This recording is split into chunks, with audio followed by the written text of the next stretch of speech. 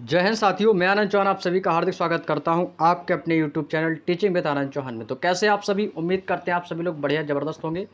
तो भाई आज आपका RWA GD 2025 की न्यू बुक का दोस्तों एक सॉल्यूशन चल रहा है सामान्य ज्ञान का, जो कि रोज़ाना रात को 8 बजे होता है। तो अभी तक दोस्तों हमने हिस्ट्री को, पॉलिटी को, ज्योग्राफी को, इकोनॉमिक्स को दोस्तों अभी तक हमने कंप्लीट कर लिया। तो आज से आपका एक नया टॉपिक स्टार्ट किया गया है भाई, जिसका नाम है भाई, सभी को आप थंबनेल में तो भाई दिखाई दे रहा होगा भाई, आज से हमारा साइंस का जो पोर्शन है वो स्टार्ट कर दिया गया भाई। ठीक है, तो आज से आपकी साइंस का पोर्शन स्टार्ट हो गया भाई। इकोनॉमिक्स हमारी इससे जो पिछली वीडियो हुई थी उसमें हमने इकोनॉमिक्स को कंप्लीट कर लिया था। तो आज से आपका दोस्तों जो फिजिक्स का जो चैप्टर है वो आपका स्टार्ट हो गया है। ठीक है भाई, तो आज से साइंस का जो आज पहला चैप्टर हमारा रहने वाला है वो है आपका फिजिक्स का। ठीक है भाई, तो आज हम फिजिक्स की इस क्लास को एक ही वीडियो में कंप्लीट करेंगे भाई। तो फिजिक्स के आपके जितने भी आपके इसमें आपके जो प्रीवियस ईयर क्वेश्चंस दिए गए हैं वो सारे क्वेश्चंस आज हम एक ही वीडियो में कंप्लीट करने वाले हैं। यदि हम इसमें बात करते हैं तो भाई आपके इसमें जो टोटल नंबर ऑफ क्वेश्चंस है फिजिक्स में, आपके 1 से लेकर 55 तक के जो क्वेश्चंस हैं वो इस बुक में आपके दिए गए हैं। और वो सारे क्वेश्चंस आपके 2024, 23, 21 की जो भी आपकी प्रीवियस ईयर परीक्षाएं हुई हैं उन सभी एग्जामों में दोस्तों आए हुए क्वेश्चंस रहने वाले हैं। और उनके हम दोस्तों जो क्वेश्चंस करेंगे भाई, वो सारे क्वेश्चंस आपके विद व्याख्या सहित हम उन क्वेश्चनों को डिस्कस करने वाले हैं। ठीक है भाई, और ये क्लास आप लोगों के लिए भाई बहुत ही ज़्यादा इंपॉर्टेंट है भाई। ऑलरेडी मैं आपको बता दिया हूँ भाई कि ये क्लास, आज की जो क्लास है भाई, आप सभी के लिए बहुत ही ज़्यादा इंपॉर्टेंट रहने वाली है। तो सभी से निवेदन है कि भाई क्लास को शुरू से लेकर एंड तक जरूर देखिएगा भाई, तभी आपको ये सारी चीज़ें समझ में आएंगी। ठीक है भाई, तो भाई आपको भी जानते हो कि SSC GD में साइंस से भी क्वेश्चन आपके पूछे जाते हैं। तो चलिएगा दोस्तों, सभी लोग क्लास में आ जाएंगे, और जो लोग अभी तक क्लास में नहीं आ पाए तो उनको भाई वीडियो को लिंक शेयर कर देंगे, ताकि सभी लोग क्लास में जुड़ सके और अपनी तैयारी को, अपनी रिवीजन को एक अच्छे तरीके से कर सकें।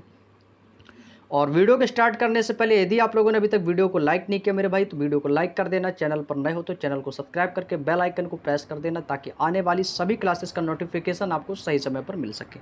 तो चलिएगा दोस्तों, हम बिना टाइम वेस्ट के अपने सेशन को स्टार्ट करते हैं। तो ये दोस्तों आपका 5वां चैप्टर है, और इससे पहले हमारे 4 चैप्टर जो है दोस्तों वो आपके कंप्लीट करवाए जा चुके हैं। कितने दोस्तों? 4 चैप्टर कंप्लीट हो गए भाई। और जो हमारे नए आपके जो नए स्टूडेंट्स आज इस क्लास में जुड़े हो, जितने भी क्लास में जुड़ेंगे, सभी से ये निवेदन है कि जो भी आपको जिस भी टॉपिक की क्लास चाहिए तो भाई सारी प्लेलिस्ट में मिल जाएंगी आपको, एक बार ज़रूर देख लीजिएगा। ठीक है भाई, और अलग से जो भी आपकी रिक्वायरमेंट हो तो वही बता देना, उसको पर भी हम दोस्तों आप लोगों के लिए वीडियो बना देंगे। ठीक है भाई, तो आज से हमारा साइंस स्टार्ट होता है। तो भौतिक विज्ञान है, तो आज हम भौतिक विज्ञान को पूरी तरीके से कंप्लीट करने वाले हैं। एक ही वीडियो में सारे क्वेश्चंस होंगे कंप्लीट। तो आज हम 1 से लेकर 55 तक के क्वेश्चन डिस्कस करने वाले हैं। तो भाई पहला क्वेश्चन आपके सामने आ चुका है, तो सभी लोग पहले क्वेश्चन का आंसर करेंगे भाई। ठीक है भाई, सभी लोग पहले क्वेश्चन का आंसर करेंगे भाई। पहला क्वेश्चन क्या कह रहा है कि प्रति सेकंड दोलनों की संख्या को दोलन की क्या कहा जाता है, मतलब दोलन का क्या कहा जाता है। और भाई ये क्वेश्चन भी देख सकते हो, ये SSC GD 1 मार्च 2024 को ही एग्जाम का आया हुआ क्वेश्चन है भाई। तो याद रखिएगा, जो प्रति सेकंड, सेकंड यानी कि भाई ये समय का मात्रक दिया गया है, और दोलनों की संख्या में भाई उसको क्या कहते हैं भाई, याद रखना, तो उसको भाई कहते हैं आवृत्ति। आवृत्ति कहते हैं। और आवृत्ति के यदि मैं मात्रक की बात करता हूं, तो आवृत्ति का मात्रक जो होता है वो क्या होता है भाई, हर्ट्ज होता है। आवृत्ति का मात्रक क्या होता है भाई, हर्ट्ज होता है। ये चीज़ आपको याद रखनी है। ठीक है भाई, आवृत्ति का मात्रक क्या होता है भाई, हर्ट्ज होता है। तो प्रति सेकंड दोलनों की जो संख्या है उसके दोलन को आवृत्ति कहा जाता है, याद रखेंगे दोस्तों। और आवृत्ति बराबर क्या होता है, तो आवृत्ति दोस्तों, आवृत्ति को हम एन से डिनोट करते हैं भाई, किससे, स्मॉल एन से। तो आवृत्ति एन बराबर क्या होता है भाई, 1/, आवर्तकाल होता है। आवर्तकाल क्या होता है भाई, आपका समय, आवर्तकाल होता है भाई। इसका जो फॉर्मूला होता है वो क्या होता है, 1/, आवर्तकाल। और आवर्तकाल को हम दोस्तों कैपिटल T से डिनोट करते हैं। इस चीज़ को भाई आप लोग याद रखना कि आवृत्ति बराबर क्या होता है भाई, 1/, आवर्तकाल, या हम बोल सकते हैं n बराबर 1/T। उम्मीद करते हैं ये फॉर्मूले बेस पर भी क्वेश्चन एग्जाम में पूछ लेता है। आगे चलते हैं भाई, इसकी व्याख्या पर चर्चा करते हैं। तो भाई व्याख्या में आप देखेंगे भाई, यहाँ पर दोस्तों आवृत्ति दिया गया है n और आवर्तकाल दिया गया है t। तो n बराबर क्या होता है, तो ये फॉर्मूला है आपका, n बराबर 1/T, यानी कि 1/, आवर्तकाल। यदि आपसे आवृत्ति का SI मात्रक पूछा जाए, तो अभी मैंने आपको बताया था कि आवृत्ति का SI मात्रक क्या होता है, हर्ट्ज होता है। आवृत्ति के यदि से आपसे विमा पूछी जाए तो आप ओनली इसको T-1 बता सकते हो, या M0 L0 T-1, बात वही है। तो क्या होगा भाई, हम बोल सकते हैं MLT माइनस 1, ऐसे आप बोल सकते हो उसको, ठीक है। तो आवृत्ति की विमा क्या हो गई भाई, MLT माइनस 1। आवृत्ति की यदि हम बात करें तो आवृत्ति काल कहते किसे हैं भाई, आवृत्ति काल, काल यानी कि टाइम, भाई एक दोलन को पूरा करने में, मतलब एक जो चक्कर को पूरा करने में जो समय लगता है उसको हम क्या कहते हैं, आवर्त काल कहते हैं। मतलब घड़ी की जो सुई होती है उसका पूरा एक चक्कर लगाने को क्या कहते हैं भाई, एक आवर्त काल कहा जाता है। और इसका मात्रक क्या होता है भाई, सेकंड होता है। भाई समय की जो सबसे छोटी इकाई क्या है, वो भी आपकी क्या होती है, सेकंड, सेकंड के बाद मिनट, मिनट के बाद घंटा। भाई आप सभी जानते हो कि जो समय का जो सबसे छोटा मात्रक होता है वो क्या होता है भाई, सेकंड होता है। भाई सेकंड से भी छोटा चला जाओगे तो भी मिली सेकंड हो जाएगा। चलिएगा भाई आगे चलते हैं अपने नेक्स्ट क्वेश्चन की ओर, क्वेश्चन नंबर 2।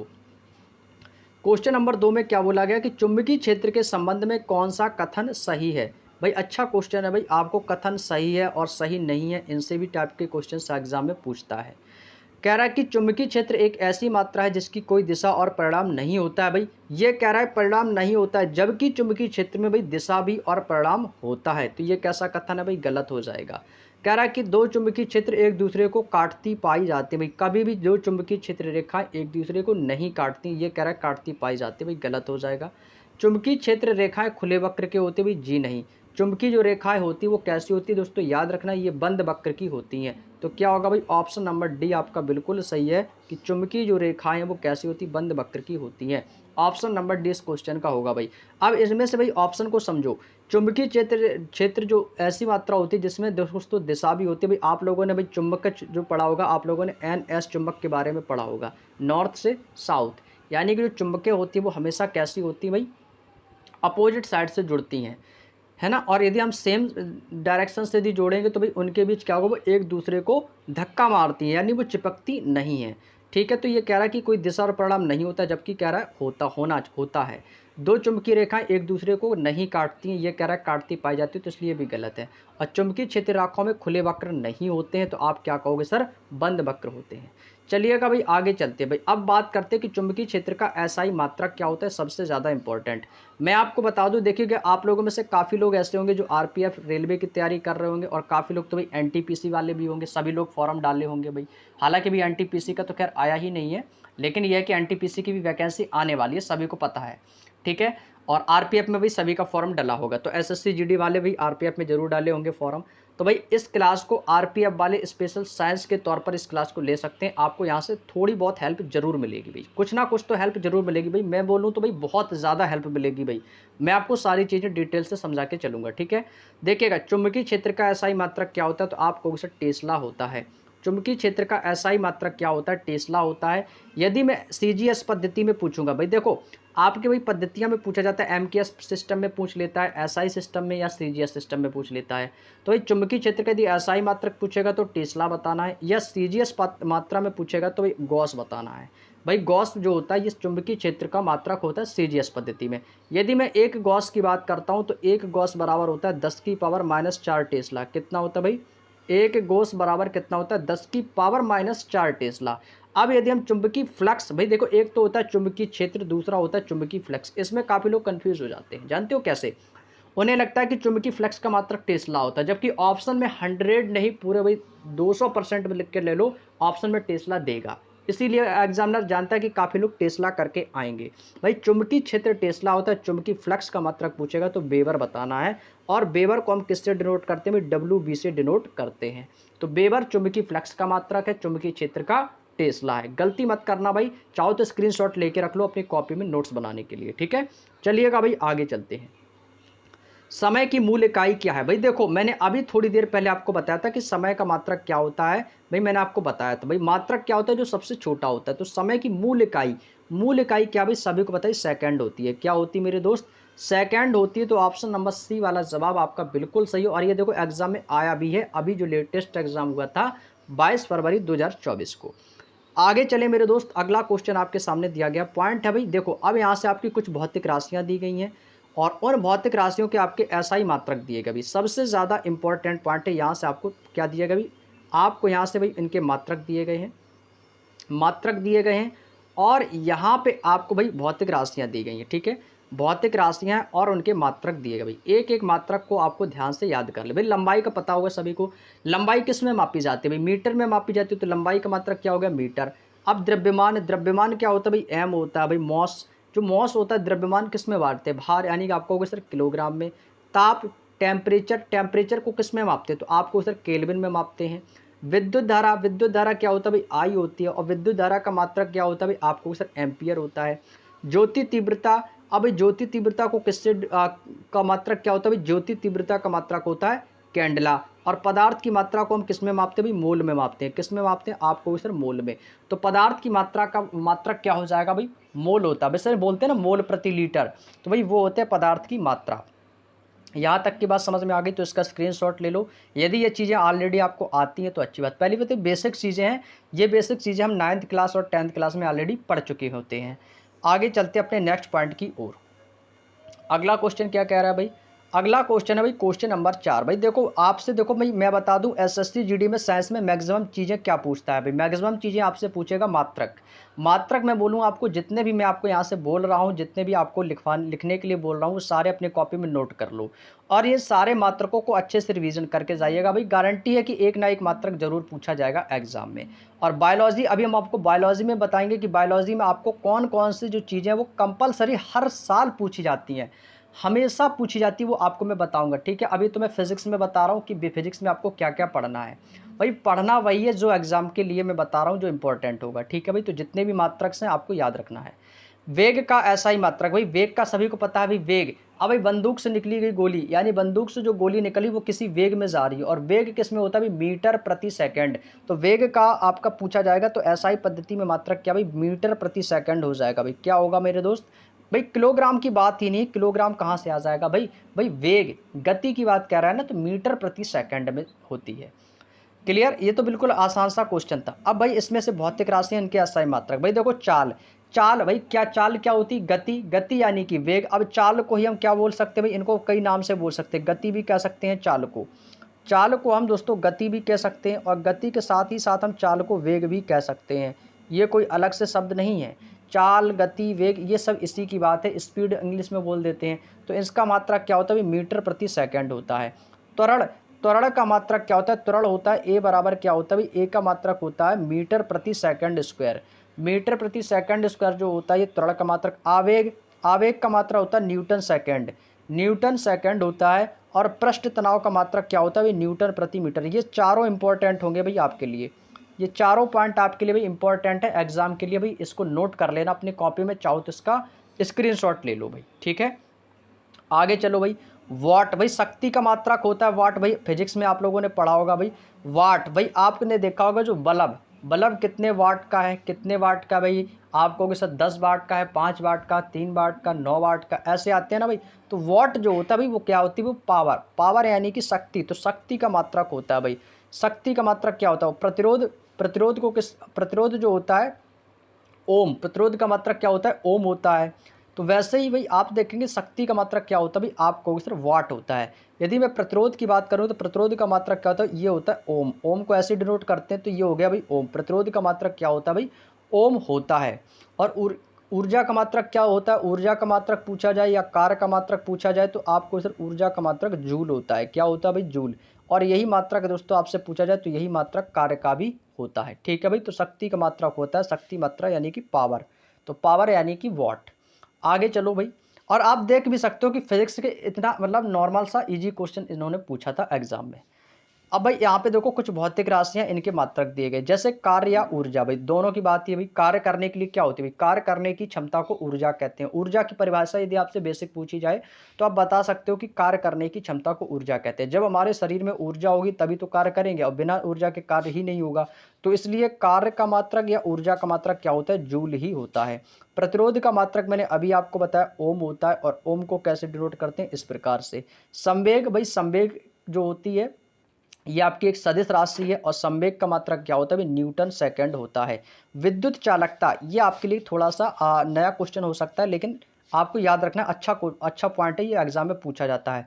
तो इसके मात्रक को भी सीमेंस बोला जाता है। क्या कहा जाता है, सीमेंस कहते हैं। ये विद्युत चालकता का मात्रक होता है। ठीक है, विद्युत चालकता की इकाई आप पूछे ले तो क्या बताओगे सर, सीमेंस होता है। तो इसका भी स्क्रीनशॉट ले लो आप लोग, क्योंकि यहाँ से भी आपके क्या है, जितने भी मात्रक हैं, जितने भी भौतिक राशि हैं, वो सारी आपकी इकट्ठी हो जाएंगी, और उनको एक कॉपी में क्रम से नोट कर लेना और याद कर लेना। गारंटी मेरी है कि आपके एग्जाम में जरूर पूछ लेगा कोई ना कोई मात्रक जरूर। चलिएगा भाई अगला क्वेश्चन देखो भाई, क्वेश्चन नंबर 6। विद्युत आवेशों की गति से धारा उत्पन्न होती है, मतलब जो धारा यानी कि विद्युत आवेश यानी विद्युत धारा की बात कर रहा है, और जिससे विद्युत चुंबकीय बल उत्पन्न होता है, तो इसके परिणाम स्वरूप क्या उत्पन्न होगा। भाई देखो यहाँ पर बात हो रही चुंबकीय बल की, तो जब चुंबकीय बल की बात हो रही तो वहां पर क्या बिजली होगी, गुरुत्वाकर्षण या प्रकाश की। जब बात चुंबकीय की हो रही तो वहां पर भाई चुंबकत्व ही होगा। तो ये तो भाई चुंबकीय बल से ही आप इसका आंसर बता सकते थे भाई। जिसने फिजिक्स पढ़ी भी नहीं होगी ना, कभी भी नाम नहीं सुना होगा, वो भी इस क्वेश्चन का आंसर दे देगा भाई, यदि वो क्वेश्चन को ध्यान से पढ़ेगा तो। क्योंकि जब चुंबकीय बल उत्पन्न हो रहा है तो भाई उसके परिणाम स्वरूप क्या हो रहा है भाई, इसमें चुंबकत्व उत्पन्न हो रहा है भाई। तो इसको याद रखने का सबसे अच्छा तरीका यही है। ठीक है, तो ऑप्शन नंबर सी इस क्वेश्चन का बिल्कुल सही जवाब है। अब हम बात करते हैं, कह रहा है पॉइंट में कि विद्युत धारा के चुंबकीय प्रभाव की खोज किसने की थी। तो भाई ये बहुत इंपॉर्टेंट है मेरे भाई, इंपॉर्टेंट लगा लो, इनका नाम है ऑस्ट्रेड।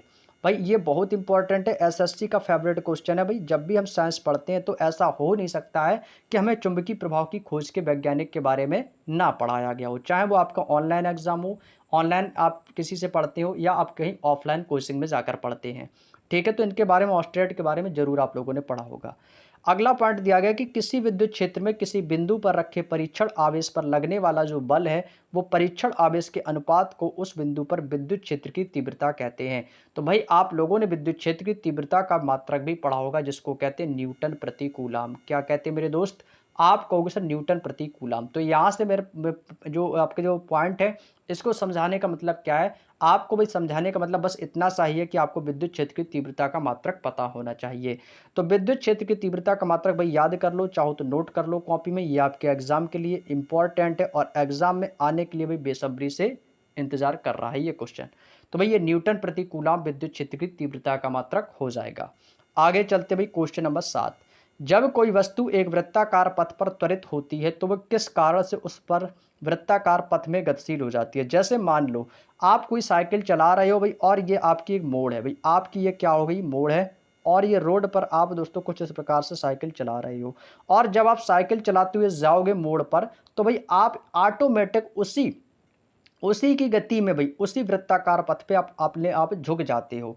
तो वो क्यों झुक जाते हैं, मतलब कोई भी वस्तु एक वृत्ताकार पथ में जब तुरंत होती है, वृत्ताकार पथ है भाई, यहाँ पर देखो घुमाव है, यानी कि वृत्ताकार पथ है, तो उसमें कह रहे उसी के कारण उसमें गतिशील हो जाती है। उसको प्रत्यास्थ बल कहते हैं, अभिकेंद्र बल कहते हैं, वेग कहते हैं, या घर्षण कहते हैं। तो दोस्तों इस क्वेश्चन का आंसर क्या होगा, तो आप कहोगे सर उसको अभिकेंद्र बल कहते हैं भाई। एक देखो अपकेंद्र बल होता है, एक अभिकेंद्र बल होता है भाई, आगे जो क्वेश्चंस आएंगे उनमें हम आपको बताएंगे। ठीक है भाई, तो उसमें क्या होता है भाई, ये आपका एक अभिकेंद्र बल होता है भाई, याद रखना भाई कौन सा बल होता है, अभिकेंद्र बल होता है। तो ऑप्शन नंबर सी वाला जवाब आपका बिल्कुल सही है। और घर्षण एक प्रकार का बल है जो हमेशा गति के विपरीत दिशा में लगता है। घर्षण कब लगता है, आपके जो है दिशा की विपरीत दिशा में लगता है। अब बात करते हैं वेग, जिसको कहते हैं भाई वेलोसिटी। भाई वेग क्या है भाई, एकांक समय में तय किए गए विस्थापन को वेग कहते हैं। और वेग एक कैसी राशि भी, सदिश राशि। मैं अभी आपको एक ट्रिक बताऊंगा अदिश राशि और सदिश राशि को पहचानने के लिए, जब भी एग्जाम में आ जाएगा तो आप अदिश और सदिश में कभी कंफ्यूज नहीं होगे। बस आपको वहां पर कुछ एक्सेप्शन अपवाद हैं जिनको याद रखना है बस। भाई देखो वेग परिवर्तन की दर को क्या कहते हैं भाई, त्वरण कहते हैं, वो तो अलग बात है। लेकिन इसमें बोला कि वेग यानी कि वेलोसिटी एकांक समय में तय किए गए विस्थापन को वेग कहते हैं, और वेग एक कैसी राशि, सदिश राशि। तो एक क्वेश्चन तो आपका यहाँ से बनने के लिए तैयार है कि वेग एक कैसी राशि, अदिश है या सदिश, तो भाई सदिश राशि है। और वेग का एसआई मात्रक क्या होता है, मीटर प्रति सेकंड, सभी को पता, अभी मैंने बताया भी था। और वेग बराबर क्या होता है, विस्थापन बटे समयांतराल। वेग बराबर क्या होता है भाई, विस्थापन बटे समयांतराल। कभी कभी क्वेश्चन एग्जाम में आपके फॉर्मूले बेस पे भी आ जाता है कि वेग बराबर निम्नलिखित में से क्या है, तो विस्थापन बटे समयांतराल है, या विस्थापन गुणे समयांतराल है, तो ऐसे ऐसे क्वेश्चन में दे देता है, तो विस्थापन बटे समयांतराल। अब मैं आपको देखो ट्रिक सुनो भाई, ट्रिक सुनो भाई, क्या है भाई, अदिश और सदिश राशि पहचानने का तरीका। भाई देखो सदिश राशि कैसे पहचानेंगे, सदिश राशि भाई ये आपका सभी में केसेस नहीं होता भाई, कुछ केसेस में बता रहा हूँ, लेकिन मैक्सिमम केसेस में आपका यही होगा। जहां कहीं पर भी आपको वह, या बोल सकते हैं बा, ये ऐसे शब्द मिल जाएं तो वहाँ पर हमेशा सदिश राशि होती है। लेकिन कुछ कंडीशन में वहाँ पर सदिश नहीं, वहाँ पर आदेश होती है। लेकिन अधिकतम देखा जाए तो व और बा में क्या होता है भाई, सदिश राशि होती है। बात समझ में आ गई। तो भाई सदिश राशि आपको बताने थे, वेग आ गया तो इस वेग कैसी राशि, सदिश राशि है। ठीक है भाई, कार्य ऊर्जा ये आपकी अदिश राशि। अभी हम आगे आपको और सारी चीज़ें बताएंगे। ठीक है, अगला क्वेश्चन देखो भाई, सापेक्षता का सिद्धांत किसने दिया था। भाई ये 12th क्लास का क्वेश्चन है भाई, अब इस क्वेश्चन को यदि आप नहीं बता पा रहे तो इसका मतलब है कि आपने 12th क्लास में फिजिक्स को अच्छे से पढ़ा ही नहीं है, पढ़ा ही नहीं है, यदि आपने इस क्वेश्चन का आंसर नहीं दे पाया। यदि इस क्वेश्चन का आंसर आप लोगों ने नहीं दे पाया, भाई सापेक्षता का सिद्धांत पूछा गया है, तो भाई किसने दिया था, तो आपको सापेक्षता का सिद्धांत किसने दिया था, और इस सिद्धांत ने क्वांटम सिद्धांत, यांत्रिकी के सिद्धांत को भी डिजाइन भी किया था। भाई क्वांटम सिद्धांत आप लोगों ने पढ़ा होगा भाई, क्वांटम सिद्धांत के बारे में। तो भाई ये कौन थे, तो आपको sir Albert Einstein, Albert Einstein ने सापेक्षता का सिद्धांत दिया था। किसने दिया था मेरे दोस्त, आपको सर अल्बर्ट आइंस्टीन ने सापेक्षता का सिद्धांत दिया था, option number D. Albert Einstein ने भाई आपको सर प्रकाश विद्युत प्रभाव की भी इन्होंने ही व्याख्या की थी। भाई भाई प्रकाश विद्युत प्रभाव के लिए किसे जाना जाता है, तो आपको सर अल्बर्ट आइंस्टीन को। भाई प्रकाश के साथ साथ आपको सापेक्षता का सिद्धांत भी इन्हीं को ही दिया गया है। प्रकाश के दोस्तों जो फोटोन सिद्धांत होता है आपका, उसके अनुसार प्रकाश के जो ऊर्जा, भाई इन्होंने क्या बोला था कि इसका जो सापेक्षता सिद्धांत की आपसे यदि बात करते हो, इसकी परिभाषा में बोला था कि प्रकाश का फोटोन के सिद्धांत के अनुसार इसमें कहा था कि प्रकाश जो होता है वो ऊर्जा के छोटे छोटे पैकेटों या बंडलों के रूप में गति करता है।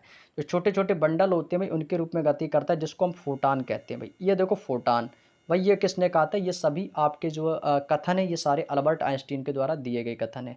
ये आप लोगों ने परिभाषा, जैसी ये परिभाषा आप लिखी देख रहे हो, ये सेम हू बहु परिभाषा दोस्तों आप अपनी जो 12th क्लास में यदि आप लोगों ने की है पास, तो उसकी जो कॉपी रखी होंगी आपकी फिजिक्स की, भाई आपने देखना ये परिभाषा कहीं ना कहीं आपको जरूर लिखी मिलेगी। और बिल्कुल जो लेटर्स आपको यहाँ पर नजर आ रहे हैं भाई सेम आपकी थ्योरी में लिखी मिलेगी। आपको सर आपको कैसे पता, भाई मेरे अच्छे से पता भी, मैंने क्योंकि फिजिक्स को ऑलरेडी बहुत ही अच्छे से समझ के पढ़ा है, इंटर हो या वो आपकी हाई स्कूल हो। भाई उसमें मैंने देखा है कि आपको सारी चीज़ें जैसे इसमें लिखी हैं भाई सेम यही चीज़ आपकी उसमें भी लिखी मिलेगी। और ऐसे ही ऊष्मागतिकी का भी प्रथम नियम वाला है, ऊष्मा को ना तो उत्पन्न किया जा सकता ना ही नष्ट किया जा सकता, इसे केवल एक दूसरे से इसे सिर्फ एक रूप से दूसरे रूप में परिवर्तित किया जा सकता है ना। तो ये वाली भी परिभाषा आप लोगों ने सुनी जरूर होगी, सुनी होगी, याद भी होगी आप लोगों को। चलो भाई आगे बढ़ते हैं, कोई दिक्कत नहीं, जैसे जैसे सारी चीज़ें आएंगी मैं आपको बताता चलूँगा। क्वेश्चन नंबर 9, भाई ये भी देखो क्वेश्चन देख सकते हो आप कि ये क्वेश्चन जो है आपका एसएससी जीडी 28 फरवरी 2024 के फर्स्ट शिफ्ट में आया है। न्यूटन के किस नियम के अनुसार प्रकृति में प्रत्येक क्रिया बल के लिए समान और विपरीत प्रतिक्रिया होती है, तो वो है न्यूटन का तीसरा नियम। न्यूटन का कौन सा भाई, न्यूटन का थर्ड लॉ। ठीक है भाई आगे चलते हैं। न्यूटन का प्रथम नियम क्या कहता है, न्यूटन के देखो एक क्वेश्चन बहुत पूछा जाता है कि न्यूटन के प्रथम नियम को हम कौन सा नियम कहते हैं, तो न्यूटन के प्रथम नियम को हम जड़त्व का नियम भी कहते हैं। Is the most important question है भाई, याद रखना है। ऐसा क्वेश्चन एग्जाम पूछ लेता है एग्जामिनर कि न्यूटन के किस नियम को हम जड़त्व का नियम भी कहते हैं, तो न्यूटन के प्रथम नियम को हम जड़त्व का नियम कहते हैं। इस क्वेश्चन को इंपॉर्टेंट लगा लेना भाई, पता है तो अच्छी बात, नहीं पता है तो लिख लेना। यदि कोई वस्तु विरामावस्था में है तो विराम अवस्था में ही रहेगी, और यदि वह सामान्य चाल से सीधी रेखा में चल रही तो दिशा में वो गतिमान रहेगी, जब तक कोई भी उस पर बाहरी बल ना लगाया जाए। और गति के प्रथम नियम को ही हम क्या कहते हैं, जड़त्व का नियम कहते हैं। बस इस पॉइंट को याद रख लो, न्यूटन का प्रथम नियम खत्म। अब बात करते हैं न्यूटन के द्वितीय नियम के बारे में। तो आप कहोगे सर न्यूटन का द्वितीय नियम क्या होता है, भाई एफ प्रोपोर्शनल एम ए। क्या होता है मेरे दोस्त, एफ प्रोपोर्शनल एम ए होता है, या अनुक्रमानुपाती या व्युत्क्रमानुपाती, जो कुछ भी आप इसको बोलना चाहो बोल सकते हो। तो न्यूटन का द्वितीय नियम क्या है कि किसी वस्तु पर आरोपित बल उसमें उत्पन्न संवेग के परिवर्तन की दर के समानुपाती होता है। तो ये वाला जो चिन्ह होता है भाई इसको हम प्रोपोर्शनल भी बोल देते हैं, समानुपाती भी कह सकते हो। तो एफ बराबर एम ए। आगे चलो भाई, निम्नलिखित में से किस उपकरण का उपयोग वाहन द्वारा तय की गई दूरी को मापने में किया जाता है। ये तो बिल्कुल आसान सा क्वेश्चन है, ऑप्शन देखते ही आंसर आएगा आपका, ऑप्शन देखते ही आंसर आएगा भाई। भाई वाहन की दूरी किस में मापते हैं भाई, आप बताओ। Odometer, tachometer, speedometer. भाई स्पीडोमीटर मत कर देना भाई, गलती कर दोगे भाई। अभी मैं बताऊंगा कि स्पीडोमीटर को किस में मापते हैं, ठीक है भाई। तो ओडोमीटर क्या होता है भाई, ये होता है वाहन के द्वारा तय की गई दूरी को। आपके भी आपका देखोगे जो मोटरसाइकिल वगैरह होती है, कोई भी वाहन होता है उसमें ओडोमीटर लगा होता है। तो ओडोमीटर क्या बताता है कि आपका जो वाहन है उसने कितने किलोमीटर की दूरी तय की है। तो भाई ये क्या होता है भाई, ओडोमीटर होता है, इसको याद रखना, ठीक है भाई। अब जो स्पीडोमीटर क्या होता है, ये चाल बताता है कि आप किस चाल से चल रहे हो। स्पीडोमीटर, स्पीड से समझ में आ रहा है, स्पीड का मतलब क्या होता है भाई, स्पीड का मतलब होता है चाल। आपकी ये गति बताएगा, आपका वेग बताएगा कि आप किस चाल से गाड़ी चला रहे हो। अब यहाँ पर देखो भाई, यहाँ पे कुछ आपके यंत्र हैं, देखो आपको तीनों पॉइंट दिए गए हैं, ठीक है भाई, ये सारे तीनों पॉइंट आपको दिए गए हैं। और तीनों पॉइंटों के क्या क्या कारण है भाई वो सारे आपको दिए गए हैं, इनके क्या क्या उपयोग है। जैसे ओडोमीटर क्या होता है, ये वाहन की दूरी बता देता है कि वाहन ने कितने दूरी तय की। भाई आप लोगों ने देखा होगा मोटरसाइकिल बाइक वगैरह में हम बता सकते हैं कि भाई किसी को आपने बाइक चलाने के लिए दी तो आप देखोगे भाई इसने कितनी गाड़ी चलाई है, तो आप उससे कांटे से पता कर सकते थे। और स्पीडोमीटर क्या करती है, आपकी चाल बता देती है कि आप मोटरसाइकिल जो आप किस गति से चला रही हो। और टैकोमीटर, भाई टेकोमीटर जो होता है भाई वो होता है आपका वायुयान। अब इसको याद रखने की मैं ट्रिक बताऊं, वो सुनो ध्यान से। भाई जो हवाई जहाज होता है उसको भाई टेक ऑफ किया जाता है, टेक ऑफ यानी कि भाई उड़ाया जाता है। हवाई जहाज तो भाई क्या होता है, भाई पहले जमीन पर थोड़ा सा चलता है फिर आपका टेक ऑफ हो जाता है। तो भाई टेक ऑफ से भाई याद रखो टेकोमीटर। भाई टेक ऑफ क्या होता है, टेक ऑफ भाई प्लेन से संबंधित है, भाई जहाज को उड़ाया जाता है। तो भाई ये वायुयान की गति को ही बताएगा। तो टैकोमीटर क्या होता है भाई, ये वायुयान की गति। तो इस ट्रिक से आप इसको याद रख सकते हो। उम्मीद करते हैं समझ में आ गया होगा, तो आगे चलें। ध्वनि प्रदूषण को किसमें मापा जाता है, भाई बताओ। इतने आसान आसान से क्वेश्चन भाई आप देख सकते हो एसएससी जीडी 2024 में आए हैं। अभी तक मैंने आपको जितने भी क्वेश्चन कराए वो सारे 2024 में, और आप देख भी सकते हो कि कितना मतलब नॉर्मल फिजिक्स के क्वेश्चंस बेसिक बेसिक से पूछे थे। भाई ध्वनि प्रदूषण किस में मापते हैं, भाई सभी को पता है डेसीबल है। भाई ध्वनि प्रदूषण की इकाई क्या है, भाई डेसीबल है। भाई आवृत्ति, आवृत्ति का मात्रक क्या होता है, भाई मैंने अभी आपको बताया था आवृत्ति का तो हर्ट्ज होता है। ओम किसका था, भाई प्रतिरोध का था, अभी मैंने आपको बताया था भाई प्रतिरोध का मात्रक था भाई, है ना। भाई सारी चीज़ें मैंने आपको बता रखी हैं और वो सारी चीज़ें आपके सामने हैं। अब यहाँ से भाई इसका भी देखो एक बार स्क्रीनशॉट ले लो। भाई भौतिक राशियाँ हैं, उनके मात्रक हैं और उनके भाई प्रतीक चिन्ह। कभी कभी एग्जामिनर हमसे प्रतीक चिन्ह भी दे देता है, पूछता है कि बताइए कि किसको हम किससे डिनोट करते हैं। जैसे ध्वनि का मात्रक क्या होता है, तो आपको सर ध्वनि का मात्रक होता है डेसिबल और इसको हम डीबी से डिनोट करते हैं। आवृत्ति का मात्रक हर्ट्ज, इसको एच जेड से डिनोट करते हैं। दाब, दाब, दाब बराबर क्या होता है, प्रतिबल बटे विकृति। सुना होगा भाई दाब या प्रतिबल, इसी को कहते हैं प्रेशर जिसको कहते हैं। तो दाब का मात्रक होता है पास्कल, इसको पीए से डिनोट करते हैं। विद्युत आवेश, भाई विद्युत आवेश का मात्रक होता है कूलाम, और कूलाम को भाई कैपिटल सी से डिनोट करते हैं। कार्य या ऊर्जा का मात्रक जूल होता है, इसे हम कैपिटल जे से डिनोट करते हैं। ठीक है भाई, ये सारी चीजें इसके स्क्रीनशॉट लेते चलो भाई सभी लोग। ज्योति फ्लक्स, भाई ज्योति फ्लक्स, भाई ज्योति तीव्रता का मात्रक कैंडला होता है भाई। और ज्योति फ्लक्स का भाई यहाँ से आपको इस चीज को समझना है भाई, ज्योति फ्लक्स का तो ल्यूमेन होता है और ज्योति तीव्रता का कैंडला होता है। इसमें कन्फ्यूजन होती है सभी को भाई, पक्का कन्फ्यूजन होती है भाई। मुझे पता है आप लोगों के साथ ये कंडीशंस जरूर होती होंगी। कुछ लोग तो ज्योति तीव्रता का मात्रक ल्यूमेन और ज्योति फ्लक्स का कैंडला कर देते हैं, गलतियां होती है। लेकिन ज्योति फ्लक्स पूछेगा तो ल्यूमेन जिसको एलएम से डिनोट करते हैं भाई, और ज्योति तीव्रता को कैंडला जिसको सीडी से डिनोट करते हैं। बस इतना आपको याद रखना है और ये इंपॉर्टेंट है सारे पॉइंट, ठीक है। और तापमान तो सभी को पता है केल्विन है। विद्युत धारा एम्पियर, ये भी सभी को पता होगा, बच्चा बच्चा जानता है कि विद्युत धारा का मात्रक एम्पियर होता है। क्लियर, सारे पॉइंट्स याद हो गए, सारी भौतिक राशियां उनके मात्रक और उनके जो प्रतीक चिन्ह वो सारे याद हो गए आपको। चलिएगा आगे देखो। अगला क्वेश्चन है कि एक उपकरण जो परिपथ में धारा की उपस्थिति का पता लगा सके उसे हम क्या कहते हैं, भाई उससे कहते हैं विद्युत धारा की परिपथ किस में मापते हैं, भाई आप कहोगे सर अमीटर में मापते हैं। स्पीडोमीटर का मतलब ही नहीं है भाई, स्पीडोमीटर का तो कोई मतलब ही नहीं है, तो आप कहोगे सर अमीटर। ओडोमीटर क्या उसकी उसका दूरी थोड़ी बता रहा है कि उसने कितनी दूरी तय की, भाई ओडोमीटर तो है नहीं, स्पीडोमीटर ना ही उसको चाल बता रहा है। हाइग्रोमीटर क्या होता है भाई, ये आर्द्रता, आर्द्रता मापी यंत्र कहते हैं हाइग्रोमीटर। ठीक है, चलिए आगे चलते हैं भाई। अमीटर, भाई देखो अमीटर के बारे में बताया, अमीटर का प्रयोग होता है विद्युत धारा मापने के लिए भाई। अभी मैंने हाइग्रोमीटर क्या बताया था, आर्द्रता मापने के भाई, इसीलिए इसको वायुमंडलीय आर्द्रता मापने में। तो आर्द्रता मापी यंत्र भी इसी को कहते हैं, इसको क्या कहते हैं भाई, आर्द्रता मापी यंत्र।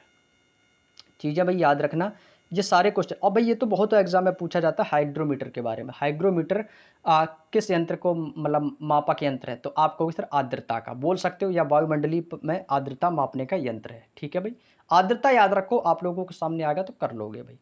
आगे देखते हैं भाई क्वेश्चन नंबर 13। ध्वनि तरंग जिनकी आवृत्ति कितने हर्ट्ज से कम होती है उन्हें अविश्रव्य तरंगे कहा जाता है। मतलब उन्हें हम अविश्रव्य का मतलब जानते हो, मतलब जिन्हें हम सुन ना सकें, तो वो होती है दोस्तों 20 हर्ट्ज। कितना होता है भाई, 20 हर्ट्ज से जो आवृत्ति जो आवाज़ होती है वो ध्वनि वो कम होती है तो उसे अविश्रव्य तरंगे कहा जाता है। अब यहाँ से देखो तरंगों के प्रकार है, उनकी आवृत्ति है भाई। देखो तरंगों, अविश्रव्य तरंगें क्या होती है, जो 20 हर्ट्ज से कम होती हैं। जो 20 हर्ट्ज से कम होती हैं उन चीज़ों को हम नहीं सुन सकते हैं, उन चीज़ों को हम नहीं सुन सकते। अब भाई जैसे मैं एग्जाम्पल के लिए बात करूँ कुत्ता। अब भाई जो कुत्ता होता है भाई, कुत्ता आप लोगों ने देखा होगा कि रात में अचानक कुत्ता क्यों भौंकता है भाई, उसके भाई दो कारण हो सकते हैं। या तो कुत्ता कुत्ते को देख के भौंकेगा, या फिर कुत्ता किसी इंसान को देखकर भौंकेगा। और कभी कभी आप लोगों ने ये भी देखा होगा जो रात में जो कुत्ते भौंकते हैं वो अचानक ही भौंकने लगते हैं, मतलब अचानक मतलब उनके ना तो उनके कोई सामने कोई चीज़ दिखाई देती है और ऐसे ही वो अचानक दोस्तों कुत्ते भौंकने लगते हैं। ऐसा क्यों होता है भाई? इसका जो मेन कारण होता है वो यही है, क्योंकि जो कुत्ते होते हैं वो 20 हर्ट्ज़ से कम तक की भी ध्वनि को सुन सकते हैं। लेकिन इंसान की जो क्षमता नहीं है कि वो 20 हर्ट्ज़ से कम की आपकी जो ध्वनि है उसको सुन सके। जब वो उसकी ध्वनि को सुनेगा ही नहीं तो भाई इंसान क्या करेगा भाई? वो तो आराम से अपना पड़ा रहेगा। लेकिन जो कुत्ते होते भी उनको 20 हर्ट्ज़ से कम तक की ध्वनि सुनाई देती है, इसलिए वो जब उन्हें ध्वनि सुनाई देगी तो भई वो क्या करेंगे? वो तो भौंकेगा भाई, बिल्कुल सीधी-सी बात है।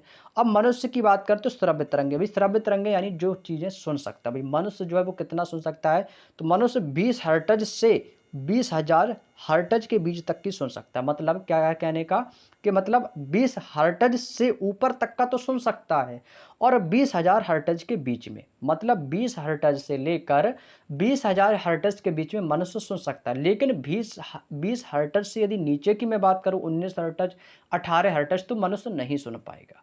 अब बात करते हैं पराश्रव्य। पराश्रव्य जानते हो क्या होता है? जिसको हम शोर कह सकते हैं, या हमारी जो ध्वनि है किसी चीज़ से टकराकर मान के चलो या वापस आ जाती है तो वो तो परावर्तित होता है। लेकिन पराश्रव्य जो होती हैं, पराश्रव्य ध्वनियाँ, उसको हम क्या कहते हैं? शोर कहते हैं। मतलब हमें समझ में नहीं आएगा कि क्या बातें हो रही हैं।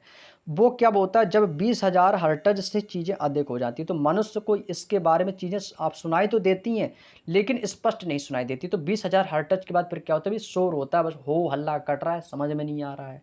आप लोगों ने देखा होगा जब बाहरी पब्लिक में जाते तो शोर मचता रहता है।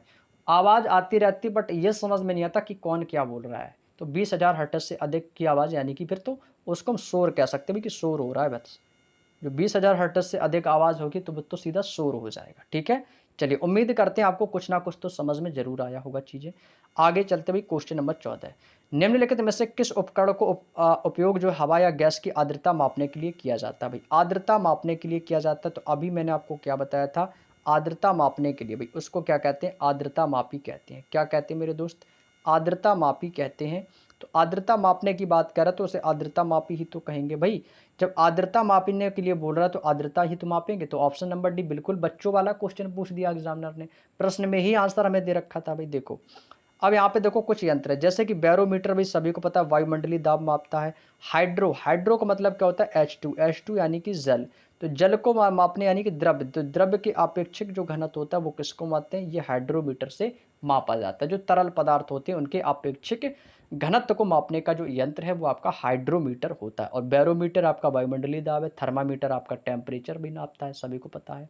चलिएगा आगे देखो, परिपथ में विद्युत धारा को किस यंत्र के द्वारा मापा जाता है? भाई देखो, विद्युत धारा को भाई मात्रक पूछा जाएगा तो एम्पियर बताना है। और मापने की बात कर भाई, परिपथ में विद्युत धारा जब प्रवाहित होती है तो उसको अमीटर में मापते हैं भाई, बिल्कुल सीधी सी बात है। अमीटर में मापते हैं, अभी मैंने आपको बताया था। और भाई देख सकते हो ये 2023 में भी आया, 2024 में भी यही क्वेश्चन था। आगे चलें भाई, देखो अब यहाँ से देखो वोल्ट मीटर। भाई वोल्ट मीटर क्या मापता है? भाई देखो, वोल्ट मीटर की यदि मैं बात करूँ, ध्यान से सुनना भाई मेरी चीज़, इसका तो स्क्रीनशॉट लो। सबसे पहले स्क्रीनशॉट लो। यदि चीज़ें पता हो तो मत लेना, कोई दिक्कत नहीं है, ठीक है भाई। देखो, मेरा काम है दोस्तों आपको एक सटीक और एक सही जानकारी देना, और बाकी की चीज़ें आपके ऊपर डिपेंड करती हैं कि आप हमारी बातों को सीरियस मोड में ले रहे हो या नहीं ले रहे हो, ठीक है भाई। तो क्योंकि भाई ये टॉपिक ही ऐसा है साइंस, तो भाई इसको आपको थोड़ा सा सीरियस होकर पढ़ना है, क्योंकि यहाँ से एग्जाम में क्वेश्चन आना बिल्कुल 100% है। समझ गए ना मेरी बात को? तो मुझे नहीं लगता है कि आपको चीज़ें समझ में ना आ रही हो भाई। मेरे अकॉर्डिंग तो है कि आपको यदि वीडियो को शुरू से लेकर लास्ट तक बने रहोगे तो चीज़ें समझ में आएंगी। यदि आपने देखा और भाग गए तो भाई मुझे नहीं लगता कि आपको समझ में आएंगी, ठीक है भाई। तो वोल्ट मीटर का दोस्तों मापने का जो उपयोग होता है वो होता है दो बिंदुओं के आवेश की भिन्नता, मतलब उनके बदलाव, यानी कि उनकी जो भिन्नता है, भिन्न भिन्न यानी कि अलग अलग मापने का यंत्र होता है वोल्ट मीटर। अब भाई देखो, फैदोमीटर, भाई फैदोमीटर नाम तो सुना होगा आप लोगों ने भाई। ये समुद्र की गहराई को मापता है कि समुद्र कितना गहरा है, कितने किलोमीटर गहरा है, कितने मीटर गहरा है। तो ये समुद्र की गहराई को मापता है। जो गोताखोर होते हैं भाई फैदोमीटर लेकर वो बता सकते हैं कि आपकी जो समुद्र की जो गहराई है वो कितनी है। तो समुद्र की गहराई मापने का यंत्र फैदोमीटर होता है। अल्टीमीटर जो होता है भाई वो क्या होता है? अल्टी यानी कि अल्ट्रा, अल्ट्रा से डिनोट करो यानी कि सबसे हाई क्वालिटी का, मतलब उच्च से भी हाई के बाद क्या आता है? अल्ट्रा आता है भाई। देखो, एक क्या होता है आपका लो के बाद मीडियम, मीडियम के बाद हाई, और हाई के बाद आ जाता है आपका अल्ट्रा। फिर आप कहोगे सर अल्ट्रा प्रो मैक्स हो जाएगा क्या?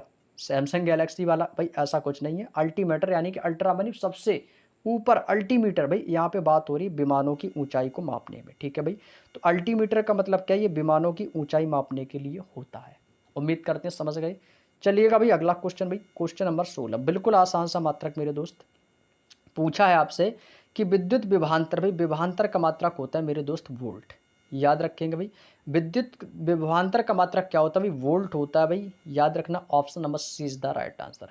कार्य का मात्रक क्या होता है भाई, कार्य है या ऊर्जा का मात्रक। देखो मैं बार बार लिख देता हूँ ताकि आपके सामने जो चीज़ें याद बनी रहें, आप उनके आंसर दो। विद्युत धारा का मात्रक क्या होता है भाई, एम्पियर होता है भाई। ये किसका होता है आपको सर, ये तो विद्युत धारा का मात्रक होता है भाई। और शक्ति का मात्रक क्या होता है भाई, शक्ति का मात्रक वाट होता है। शक्ति यानी कि पावर का मात्रक क्या होता है मेरे दोस्त, वाट होता है। आगे चले भाई, देखो शक्ति का मात्रक भाई जूल सेकंड भी याद रख लो भाई, ये भी एक आपको याद रखना कि जूल सेकंड भी हो सकता है और वाट, भाई जैसा ऑप्शन में दे दोनों आपके एक ही हैं। जूल सेकंड कह दो या वाट, वाट तो याद होगा शायद, जूल प्रति सेकंड आपको याद ना हो।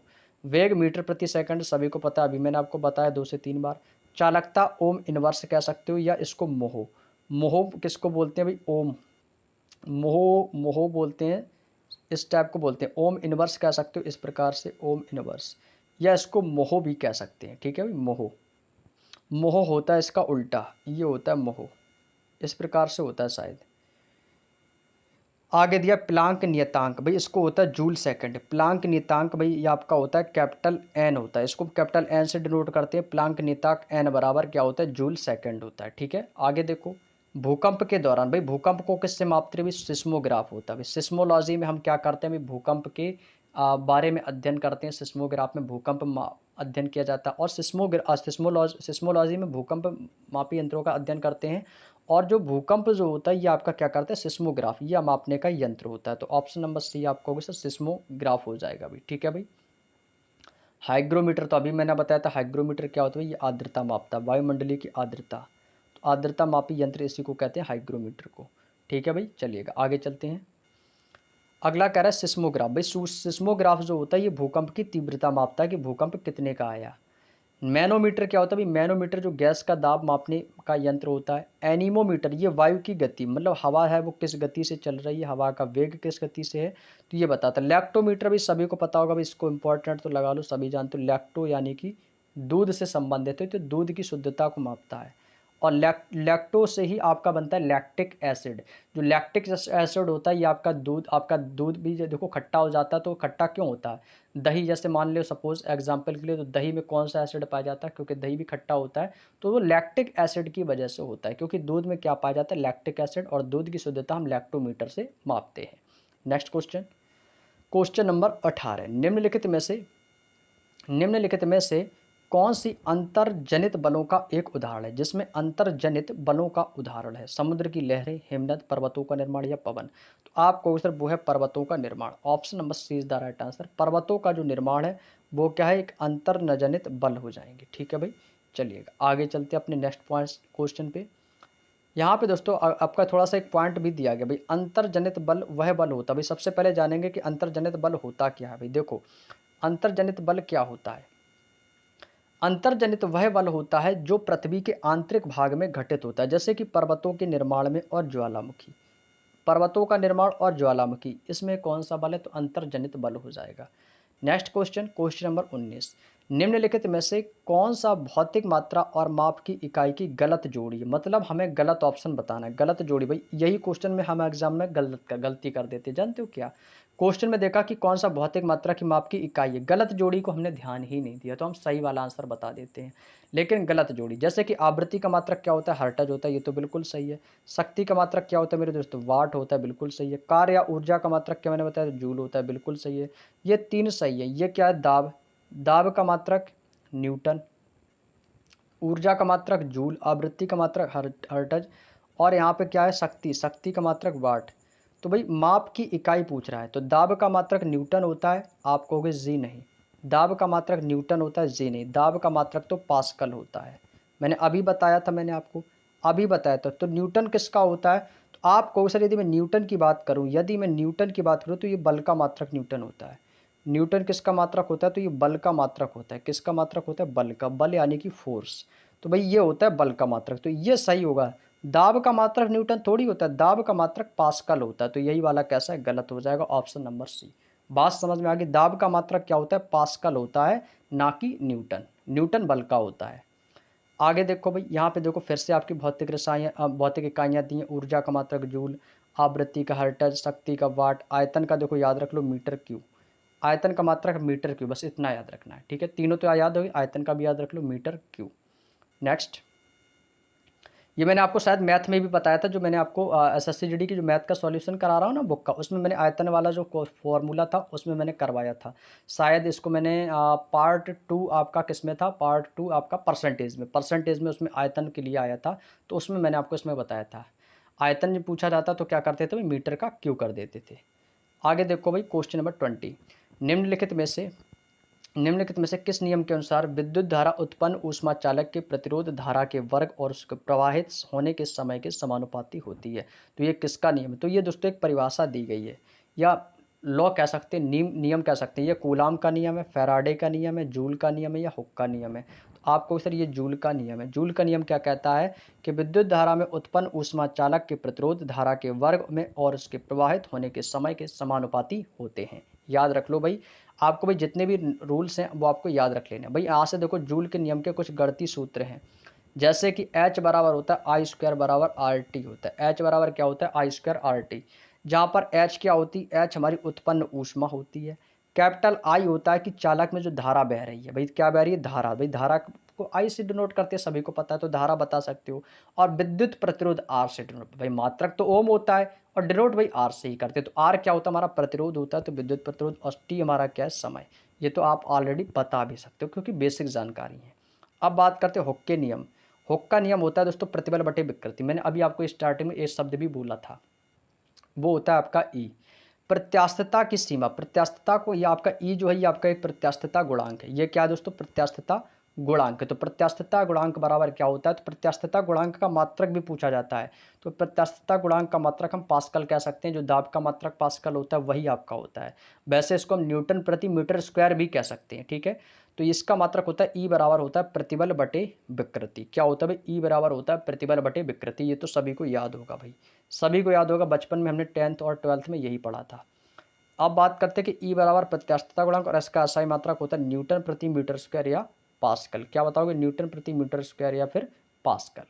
नेक्स्ट क्वेश्चन, गति का कौन सा नियम है जबकि किसी पदार्थ द्वारा दूसरे पदार्थ पर जब हम जोर लगाते हैं तो दूसरा पदार्थ जो है वो तुरंत पहले पर वापस में बल लगाने लगता है। तो वो न्यूटन का कौन सा नियम है, तो वो न्यूटन को हम न्यूटन का गति विषयक तृतीय नियम कहते हैं भाई। उसे हम क्या कहते हैं, न्यूटन का गति विषयक तृतीय नियम। ऑप्शन नंबर डी हो जाएगा।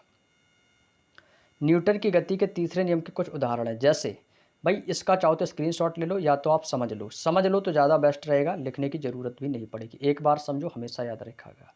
भाई न्यूटन का हमसे पूछा तीसरा नियम, न्यूटन का थर्ड लॉ बता रहा हूँ, ध्यान से सुनो। बंदूक से जब हम गोली छोड़ते हैं तो भाई पीछे की ओर झटका लगता है। भाई आप लोगों ने देखा होगा, मोबाइल में शॉर्ट्स या रील्स वगैरह आप लोगों ने देखा होगा, कि जब हम बंदूक चलाते तो बंदूक चलाते समय दोस्तों क्या होता है, झटका लगता है थोड़ा सा पीछे की ओर।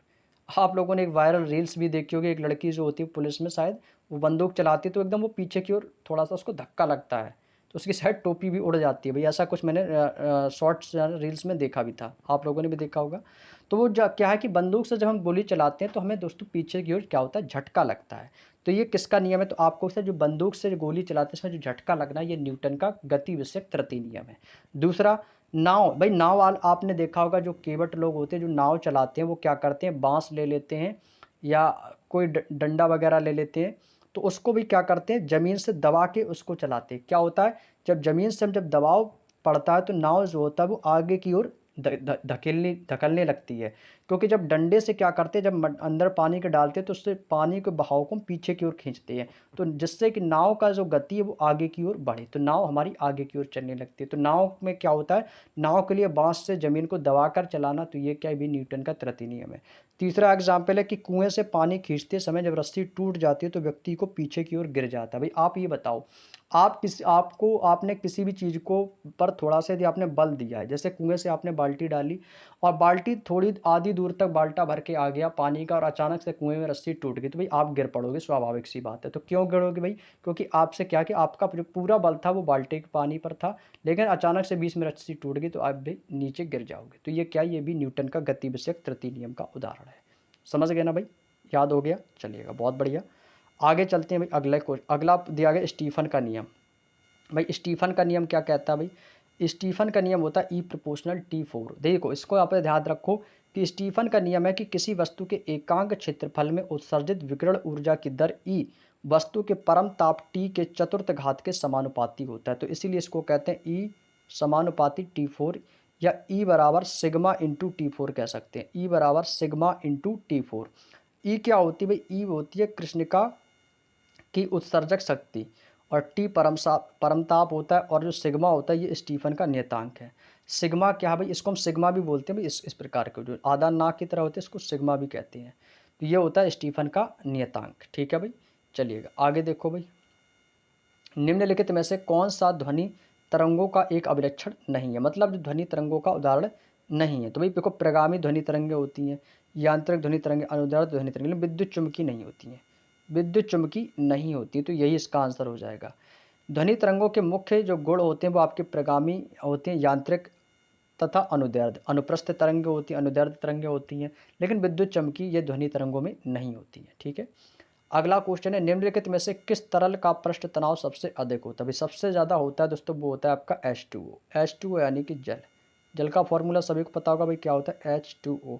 तो जल का जो पृष्ठ तनाव होता है ये कैसा होता है? सबसे ज़्यादा होता है। ठीक है भाई, जिसको बोलते हैं सरफेस टेंशन। ठीक है, अब बात करते हैं कि पृष्ठ तनाव, यानी कि कहते हैं सरफेस टेंशन, कि किसी द्रव का स्वतंत्र पृष्ठ जो होता है वो सदैव तनाव की स्थिति में आकर रहता है, तो उसे हम न्यूनतम क्षेत्रफल या उसके आकार को प्राप्त करने की प्रवृत्ति होती है। जैसे पृष्ठ तनाव बराबर होता है बल बटे लंबाई। क्या होता है भाई? बल बटे लंबाई होता है। पृष्ठ तनाव बराबर क्या होता है भाई? बल बटे लंबाई, और पृष्ठ तनाव का मात्रक होता है न्यूटन प्रति मीटर। इसको याद रखेंगे भाई। ठीक है, ये दोनों आपके लिए इंपॉर्टेंट साबित होंगे भाई, एग्जाम के लिए दोनों इंपॉर्टेंट हैं कि आपका इसका एसआई मात्रक क्या होता है भाई? न्यूटन प्रति मीटर होता है। आगे देखो भाई, सी सौ भौतिकी के किस सिद्धांत का उदाहरण है? भाई देखो, सी सौ भौतिक के किस सिद्धांत का उदाहरण है? तो ये दोस्तों बल का उदाहरण है। किसका भाई? बल का उदाहरण है भाई। इसके थोड़े एक्सप्लेनेशन के बारे में बात करें, इसमें कहा है कि यदि कोई वस्तु एक केंद्र बिंदु तथा संतुलित होती है तो प्रत्येक तरफ मोड़ने वाला बल दूसरी तरफ उसके बल के बराबर होता है। नेक्स्ट आता है, औद्योगिक संस्थाओं में भार उठाने के लिए हम हाइड्रोलिक जैक का उपयोग किया जाता है, तो वो भौतिक के किस नियम पर आधारित है? मतलब जो हाइड्रोलिक ब्रेक या हाइड्रोलिक जैक के बारे में आप लोगों ने सुना होगा, ये किस नियम पर आधारित है? भाई देखो, हाइड्रोलिक जो होता है, हाइड्रोलिक जैक, वो हाइड्रोलिक जैक किस लिए लगाया जाता है? वो ताकि उसमें थोड़ा सा दबाव पड़ सके, यानी कि दाब, और दाब का नियम किस में मिलता है? तो पास्कल। तो दाब का मात्रक क्या होता है? पास्कल होता है। तो ये पास्कल के नियम पर आधारित है। क्यों? क्योंकि हाइड्रोलिक जो जैक होता है, अब जैसे मान के चलो, कहते हैं ना भाई जैक लगा दो। अब जब गाड़ी वगैरह पंचर हो जाती है तो उसमें जैक लगा देते हैं उसको जो टायर निकालने के लिए। तो जैक क्यों लगाते हैं? क्योंकि जो नीचे से उसका थोड़ा सा दाब पड़े, गाड़ी पे जब दाब पड़ेगा तो गाड़ी ऊपर की ओर उचकेगी, तो उसका टायर हम आसानी से निकाल सकते हैं। तो यानी कि दाब पड़ेगा, तो दाब यानी कि पास्कल है। तो पास्कल का नियम किसने दिया था भाई? तो यही आंसर हो जाएगा, पास्कल ने दिया था। तो ये पास्कल के नियम पर आधारित है। ऐसे ट्रिक्स थोड़ा सा अपने माइंड में सेट कर लिया करो, ऑलरेडी आपको चीज़ें याद हो जाएंगी। आगे चले भाई नेक्स्ट क्वेश्चन पे। आगे दिया गया आर्किमिडीज का सिद्धांत। भाई देखो, आर्किमिडीज का सिद्धांत क्या कहता है? जब कोई वस्तु किसी द्रव्य में पूरी, अथवा हम कह सकते हैं कि वो पूरी तरह से डूबी है और उसके भार में कमी का आभास होता है, और भार में यही आभासी जो कमी द्वारा हटाए गए द्रव्य के भार के बराबर होती है, तो यह आर्किमिडीज का सिद्धांत था। नेक्स्ट है कि पारंपरिक ताप दीप्ति बल्ब में फिलामेंट किस धातु का बना होता है? आप लोगों ने देखा होगा कि जो बल्ब का जो फिलामेंट होता है, बल्ब में क्या होता है, जो आपने देखा होगा 100 वाट का एक बल्ब आता था जो पीली कलर की रोशनी देता था पहले। तो खैर अब तो खैर वो मैं देखता हूँ कि बहुत कम, ज़्यादातर मुझे देखता हूँ कि जहाँ सभी जगह एलईडी, CFL भी बहुत कम देखने को मिलती, जहाँ देखते तो सारी चीज़ें एलईडी मुझे देखने को मिल रही हैं।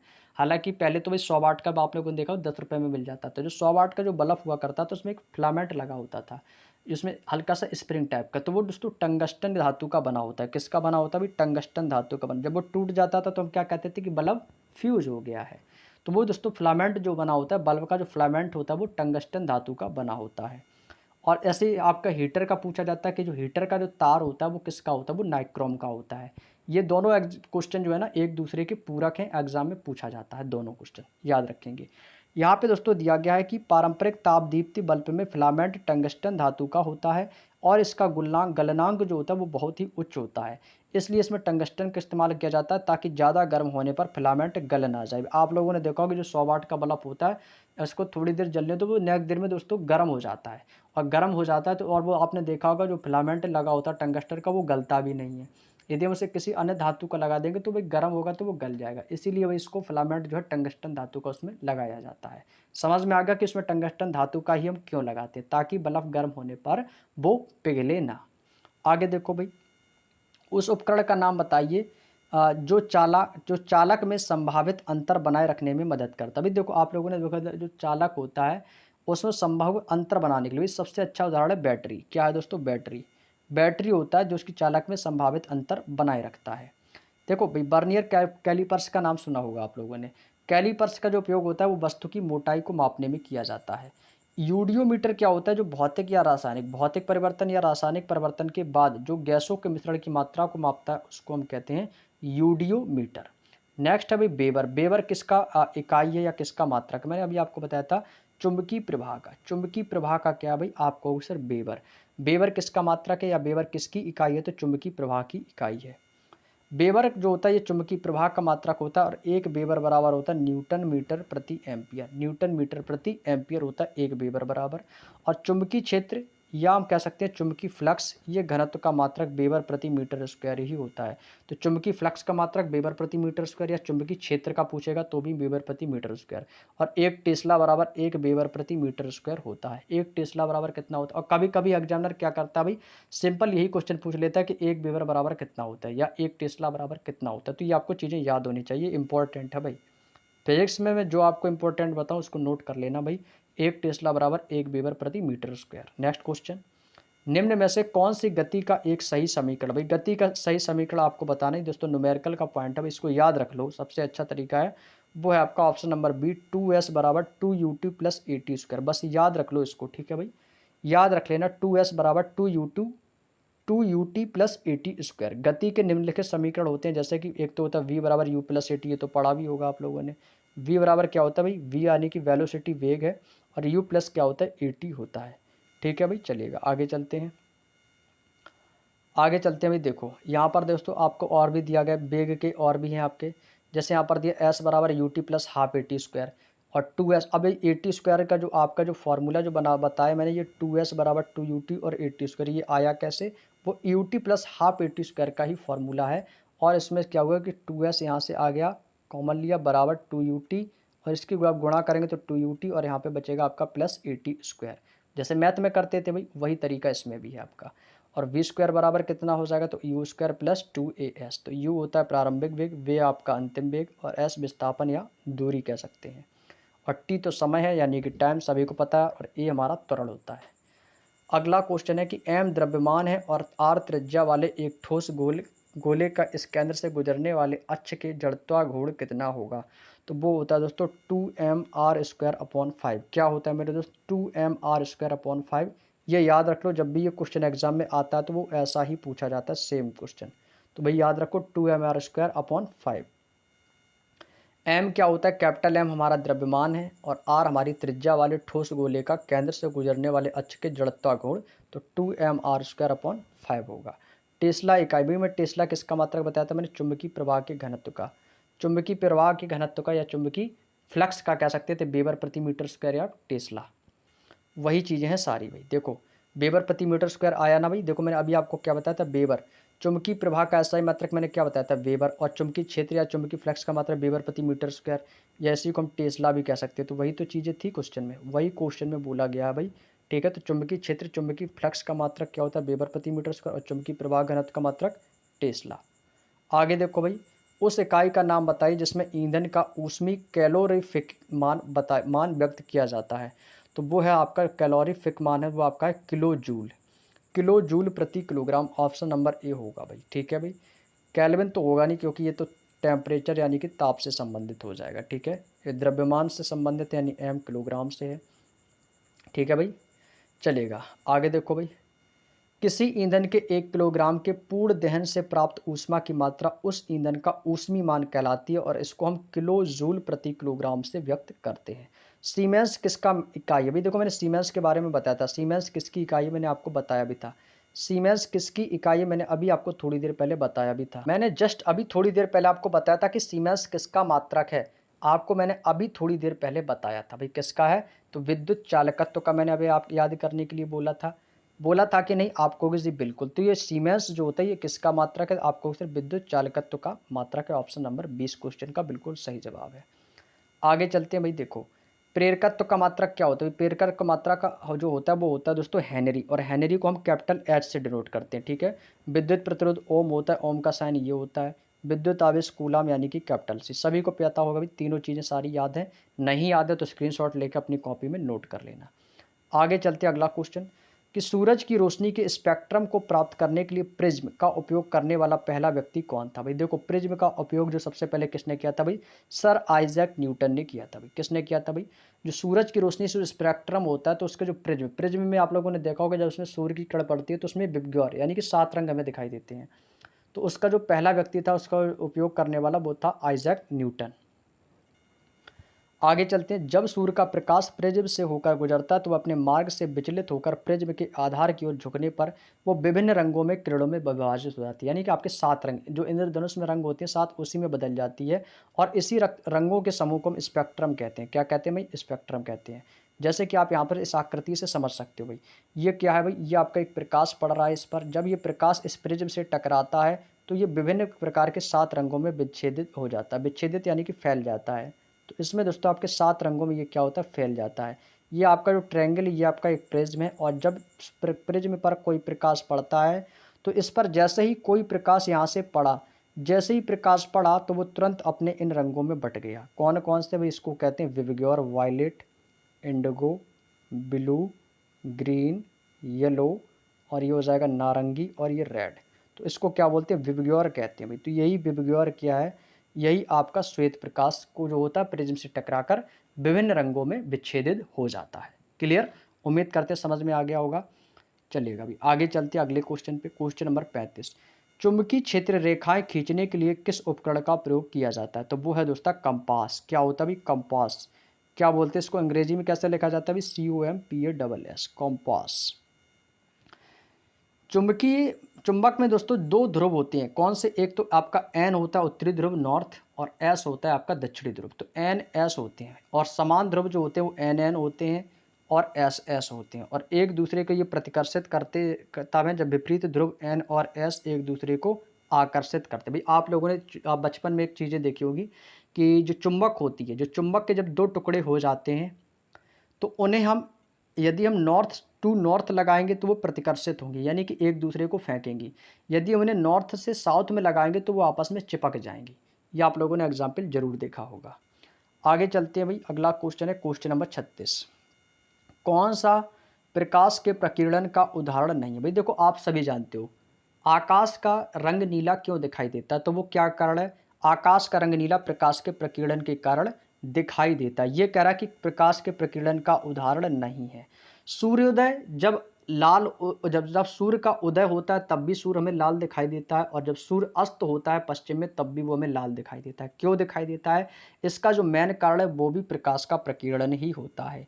जब गहरे समुद्र में जल का रंग, गहरे समुद्र में जल का जो रंग है, इसका क्या कारण है भाई? वो भी आपका जो लाल दिखाई देने लगता है तो वो भी प्रकाश के प्रकीर्णन के कारण। लेकिन तारों का जो टिमटिमाना है, क्या ये प्रकाश का प्रकीर्णन है? तो आप कहोगे जी नहीं, तारों का टिमटिमाना ये दोस्तों प्रकाश का प्रकीर्णन नहीं होता है। तारों का टिमटिमाना, भाई तारे तो रात्रि में टिमटिमाते, तो ये भाई इसका प्रकाश का प्रकीर्णन का कारण नहीं है। और ये प्रकाश के जब प्रकीर्णन का कारण नहीं है तो तारों का टिमटिमाना है किसका कारण? तो आपको सर ये प्रकाश के अपवर्तन का कारण है। अभी आगे बताते हैं हम आपको। पहले तो सबसे जानेंगे कि प्रकाश के प्रकीर्णन के कौन कौन से एग्जाम्पल है, प्रकाश के प्रकीर्णन के कौन कौन से उदाहरण हैं। तो भाई देखो प्रकाश के प्रकीर्णन के भाई बहुत सारे उदाहरण हैं। भाई देखो पहला उदाहरण है कि आकाश का रंग तो आपको नीला दिखाई देगा, सूर्य उदय होते समय लाल दिखाई देगा, डूबते समय भी लाल दिखाई देगा। और समुद्र का पानी कैसा दिखाई देता है? भाई नीला दिखाई देता है। समुद्र का पानी हमें कैसा दिखाई देता है? दूर से भी नीला दिखाई देता है। क्यों? प्रकाश के प्रकीर्णन के कारण। 3, नोट करके एक पॉइंट आपको समझना है कि बैंगनी रंग का प्रकाश का जो प्रकीर्णन होता है वो सबसे ज़्यादा और लाल रंग का प्रकाश प्रकीर्णन सबसे कम होता है। और इसीलिए आप लोगों ने देखा होगा जो खतरे का जो रंग होता है वो लाल ही बनाया गया है। भाई खतरे का रंग लाल क्यों बनाया गया, वो इसका मेन कारण यही है कि लाल रंग का जो प्रकाश का प्रकीर्णन होता है वो सबसे कम होता है। वो लाल रंग का जो प्रकाश होता है वो फैलता भी नहीं है और वो हम दूर से, बहुत ही दूर से दोस्तों लाल रंगों को देख सकते हैं। इसलिए इस खतरे का रंग सूचक है वो लाल बनाया गया। अब हम बात करते हैं प्रकाश के अपवर्तन के उदाहरण क्या क्या हो सकते हैं। भाई देखो, प्रकाश के अपवर्तन का उदाहरण पहला तो है तारों का टिमटिमाना। तारे क्यों टिमटिमाते हैं भाई? प्रकाश के अपवर्तन के कारण। दूसरा है कि जल से भरे किसी बर्तन की तली में पड़े सिक्के का ऊपर उठा। भाई आप लोगों ने देखा होगा, कोई भी जग ले लो, कोई बर्तन ले लो, कोई पात्र, उसमें जब हम कोई छड़ी डाल देते हैं, जब छड़ी डाल देते हैं तो क्या होता है, छड़ी हमें टेढ़ी दिखाई देती है। अब भाई आप डालेंगे भी डिब्बे में, जैसे आपने पेन डाला तो पेन है वो आपको कैसे दिखाई देगी, टेढ़ी। ऐसा लगता है जैसे पानी में डाला वो पेन मुड़ के ऊपर की ओर हो गई है, नहीं टूटी सी समझ में आती है। तो वो क्या है, ये प्रकाश का अपवर्तन होता है। अब इसमें सिक्का डाल देते तो सिक्का ऐसा लगता है कि उठा है ऊपर की ओर। तो ये सभी किसके उदाहरण, तो ये सभी प्रकाश के अपवर्तन के उदाहरण हैं। आगे देखो भाई, अभी हम आगे बहुत सारी चीजें बताएंगे कि प्रकाश का परावर्तन, पूर्ण आंतरिक परावर्तन, बहुत सारी चीजें जैसे जैसे आते जाएंगे क्वेश्चन में वैसे वैसे बताते चलेंगे। अब यहाँ पे दिया सौर सेल किस प्रकार कार्य करता है। जो सौर सेल होता है ये किस प्रकार से कार्य करता है, रासायनिक ऊर्जा को ऊष्मीय ऊर्जा में, विद्युत ऊर्जा को प्रकाश ऊर्जा में। भाई देखो, सौर सेल विद्युत ऊर्जा को किस में कर रहा है, प्रकाश ऊर्जा में, या सौर को विद्युत में, या रासायनिक को ऊर्जा में, विद्युत ऊर्जा में। तो इसका सबसे अच्छा उदाहरण है ऑप्शन नंबर सी। जानते हो कैसे? क्योंकि जो सौर सेल है वो सौर ऊर्जा, सूर्य से ऊर्जा मिलती है, फिर उसको विद्युत ऊर्जा यानी कि वो उससे करंट बना देता है। तो सौर ऊर्जा को विद्युत ऊर्जा में परिवर्तित करता है। अब डायनमो की मैं बात करूं, इसका तो ये आपके कुछ प्रमुख उपकरण है और उनसे ऊर्जा में बदलना यानी कि परिवर्तन। जैसे डायनमो होता है ये यांत्रिक ऊर्जा को विद्युत ऊर्जा में परिवर्तित कर देता है। ये 12th का क्वेश्चन है भाई। विद्युत मोटर क्या करता है, मोटर जो होती है उसमें क्या होता है, विद्युत करंट यानी कि ऊर्जा डालते तो वो यांत्रिक ऊर्जा में परिवर्तित कर देता है। और जो विद्युत सेल होता है, जो विद्युत सेल है, ये आपका रासायनिक ऊर्जा को विद्युत ऊर्जा में, सेल जो होता है वो क्या होता है, ये आपका रासायनिक पदार्थ होता है और उससे क्या होता है, विद्युत ऊर्जा में बदल देता है। तो ये क्या है, आपका विद्युत सेल का उदाहरण है।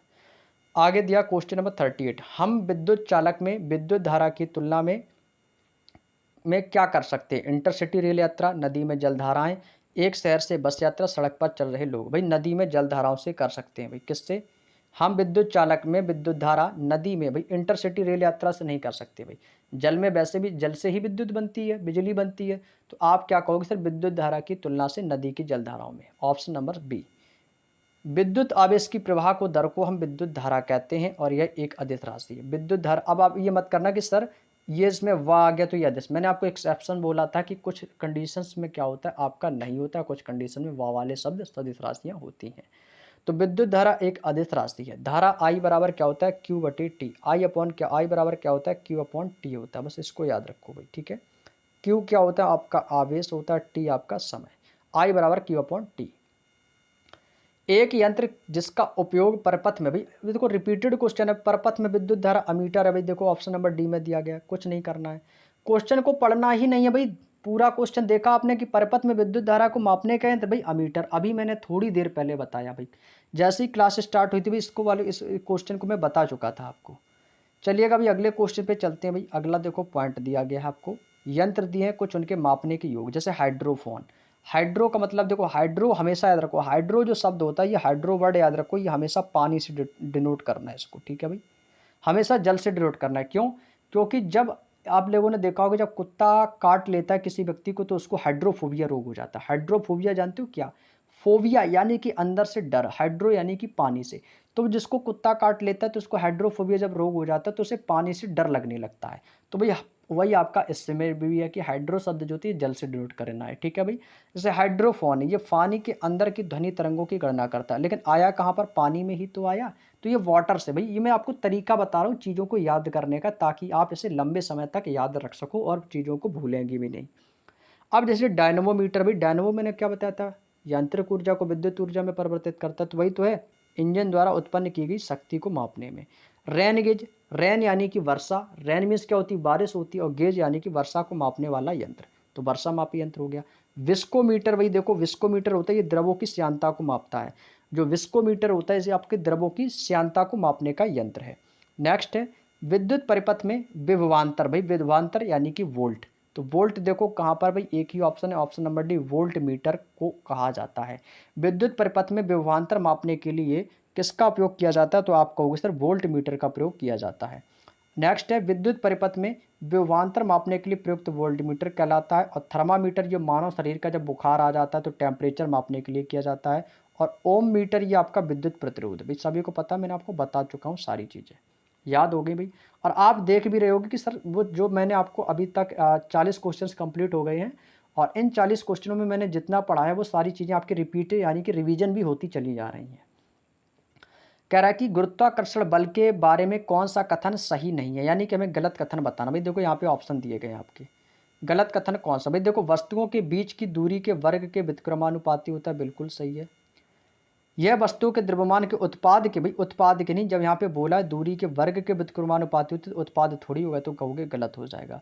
यह एक दूसरे के प्रति ब्रह्मांड के प्रत्येक वस्तु के आकर्षण के लिए जिम्मेदार बल है, बिल्कुल सही है।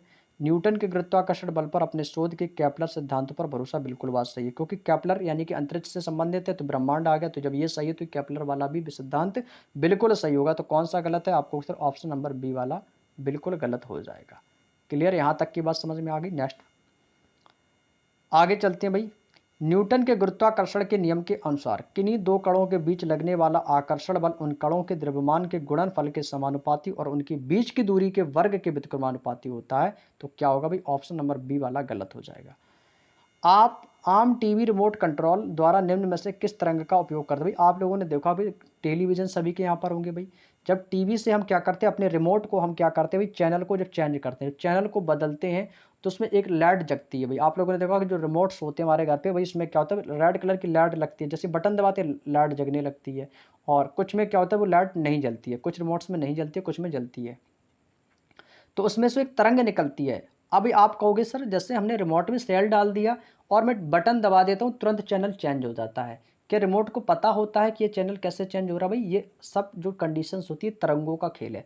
अब आप जो मोबाइल यूज कर रहे हो भाई, इसमें भी तो तरंगें निकलती हैं, इसमें भी आपकी तरंगें निकलती हैं। आप लोगों ने देखा होगा, लोग बोलते हैं कि वैसे बात तो सही है, आप लोगों ने देखा होगा कि मोबाइल को भी रात को सोते समय नहीं रखना चाहिए, मतलब अपने पास, और मोबाइल को कभी अपने हार्ट पर भी नहीं रखना चाहिए।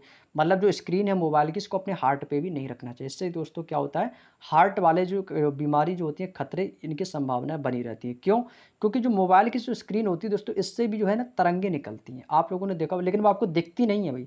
क्योंकि तरंगे कैसी होती है भाई, ये कैसी होती है, ये आपको नहीं दिखाई देती हैं, अदृश्य होती हैं, लेकिन ये हमारे शरीर के लिए उतनी ही दोस्तों ये घातक भी होती हैं। अब ये तो है नहीं कि भाई मोबाइल ही यूज करना बंद कर दो, लेकिन करो, लेकिन भाई उसको एक दायरे में रहकर, है ना। तो भाई ये भी क्या होती है, इसमें भी दोस्तों तरंगे निकलती हैं मोबाइल में, ठीक है। तो वैसे ही टीवी का जो रिमोट कंट्रोल होता है, ऐसे उसमें भी तरंगे निकलती हैं, जिससे चैनल क्या होता है, चेंज हो जाता है। तो उसमें कौन सी तरंग निकलती है भाई, भाई उसमें निकलती है इंफ्रारेड तरंग बोलते हैं, क्या बोलते हैं, इंफ्रारेड तरंगे बोलते हैं। Option number D, option number D बिल्कुल सही है। आगे देखो भाई, यहाँ पे एक चीज़ दिया गया कि आजकल के जो रिमोट कंट्रोल है वो प्रायः अवरक्त तरंगों के उपयोग करके दूर से ही निर्देश देने का कार्य करते हैं। तो भाई आजकल तो भाई आपने रिमोट देखा, वो अवरक्त तरंगों वाले भी आ रहे हैं, इंफ्रारेड तरंगों के साथ में। आगे चलते हैं भाई। इनमें से हवा की नमी को किससे मापा जाता है। भाई देखो, मैंने नमी, नमी जानते हो क्या होता है, आर्द्रता। जिस चीज़ में आर्द्रता होगी भाई, जिस चीज़ में क्या होगी भाई, आर्द्रता, तो उसको क्या कहते हैं, आर्द्रता, यानी कि नमी जहाँ पर होती है। तो भाई वायुमंडलीय के दाब में आपको क्वेश्चन आर्द्रता या नमी, तो वो हाइग्रोमीटर क्या होता है, क्या होता है भाई, hygrometer. Option number D, hygrometer हो जाएगा भाई, ठीक है। Option number D. यहाँ पे देखो हाइग्रोमीटर क्या होता है, वायुमंडल की आर्द्रता, तो आर्द्रता कह दो या फिर आप इसको नमी कह सकते हो, तो वही तो पूछा गया था, नमी। तो नमी कह दो या आर्द्रता, आर्द्रता को ही नमी कहते हैं। और हाइड्रोमीटर ये द्रव्य के सापेक्षिक घनत्व की माप करता है। नेक्स्ट है दोस्तों, प्रकाश वर्ष किसका मात्रक। भाई देखो बहुत अच्छा क्वेश्चन आया और इम्पोर्टेंट भी है। देखो प्रकाश वर्ष किसका मात्रक होता है मेरे दोस्त, आपको दूरी का मात्रक होता है। प्रकाश वर्ष किसका होता है, दूरी का मात्रक होता है। नेक्स्ट है कि एक प्रकाश वह दूरी है जो प्रकाश को निर्वात में एक वर्ष में पूरा कर लेता है। यानी कि प्रकाश की चाल, निर्वात में प्रकाश की चाल होती है 3 × 10⁸ मीटर प्रति सेकंड, या बोल सकते हैं 2.99 इंटू 10⁸ मीटर प्रति सेकंड। वैसे मैक्सिमम केसेस में एग्जाम में यही आता है। पानी में प्रकाश की चाल होती है 2.25 × 10⁸। कांच में प्रकाश की चाल होती है 2.00 × 10⁸ मीटर प्रति सेकंड। स्क्रीनशॉट लेना चाहो तो भाई ले सकते हो, एग्जाम में क्वेश्चन कब पूछ दे एग्जामिनर कोई पता नहीं है। आगे देखो भाई, वह बल दो सतहों के बीच सापेक्ष गति का विरोध करता है तो उसे क्या कहा जाता है भाई? जब विरोध करेगा तो यानी कि वहां पर क्या है, घर्षण होगा भाई। जब घर्षण होगा तभी तो विरोध होगा भाई, तो यानी कि घर्षण। ऐसे याद रखो ट्रिक से। आगे देखो भाई, अगला पॉइंट है कि वह बल जो वस्तुओं के संपर्क तल पर कार्य करता है और सापेक्षिक गति का विरोध करता है तो वहां पर घर्षण बल कहलाता है। अब घर्षण बल भी दोस्तों आपके तीन तरीके, कई प्रकार होते हैं इसके। देखो, एक तो होता है स्थैतिक घर्षण, दूसरा होता है सर्पी घर्षण बल और तीसरा होता है लोटनिक घर्षण बल। ये दोस्तों तीन टाइप के आपके जो घर्षण बल होते हैं। निम्नलिखित में से किस मात्रा के लिए इकाई मीटर प्रति सेकंड स्क्वायर का प्रयोग किया जाता है भाई? मीटर प्रति सेकंड स्क्वायर किसका इकाई के लिए प्रयोग किया जाता है? तो वो है दोस्तों आपका त्वरण का। त्वरण के लिए किया जाता है।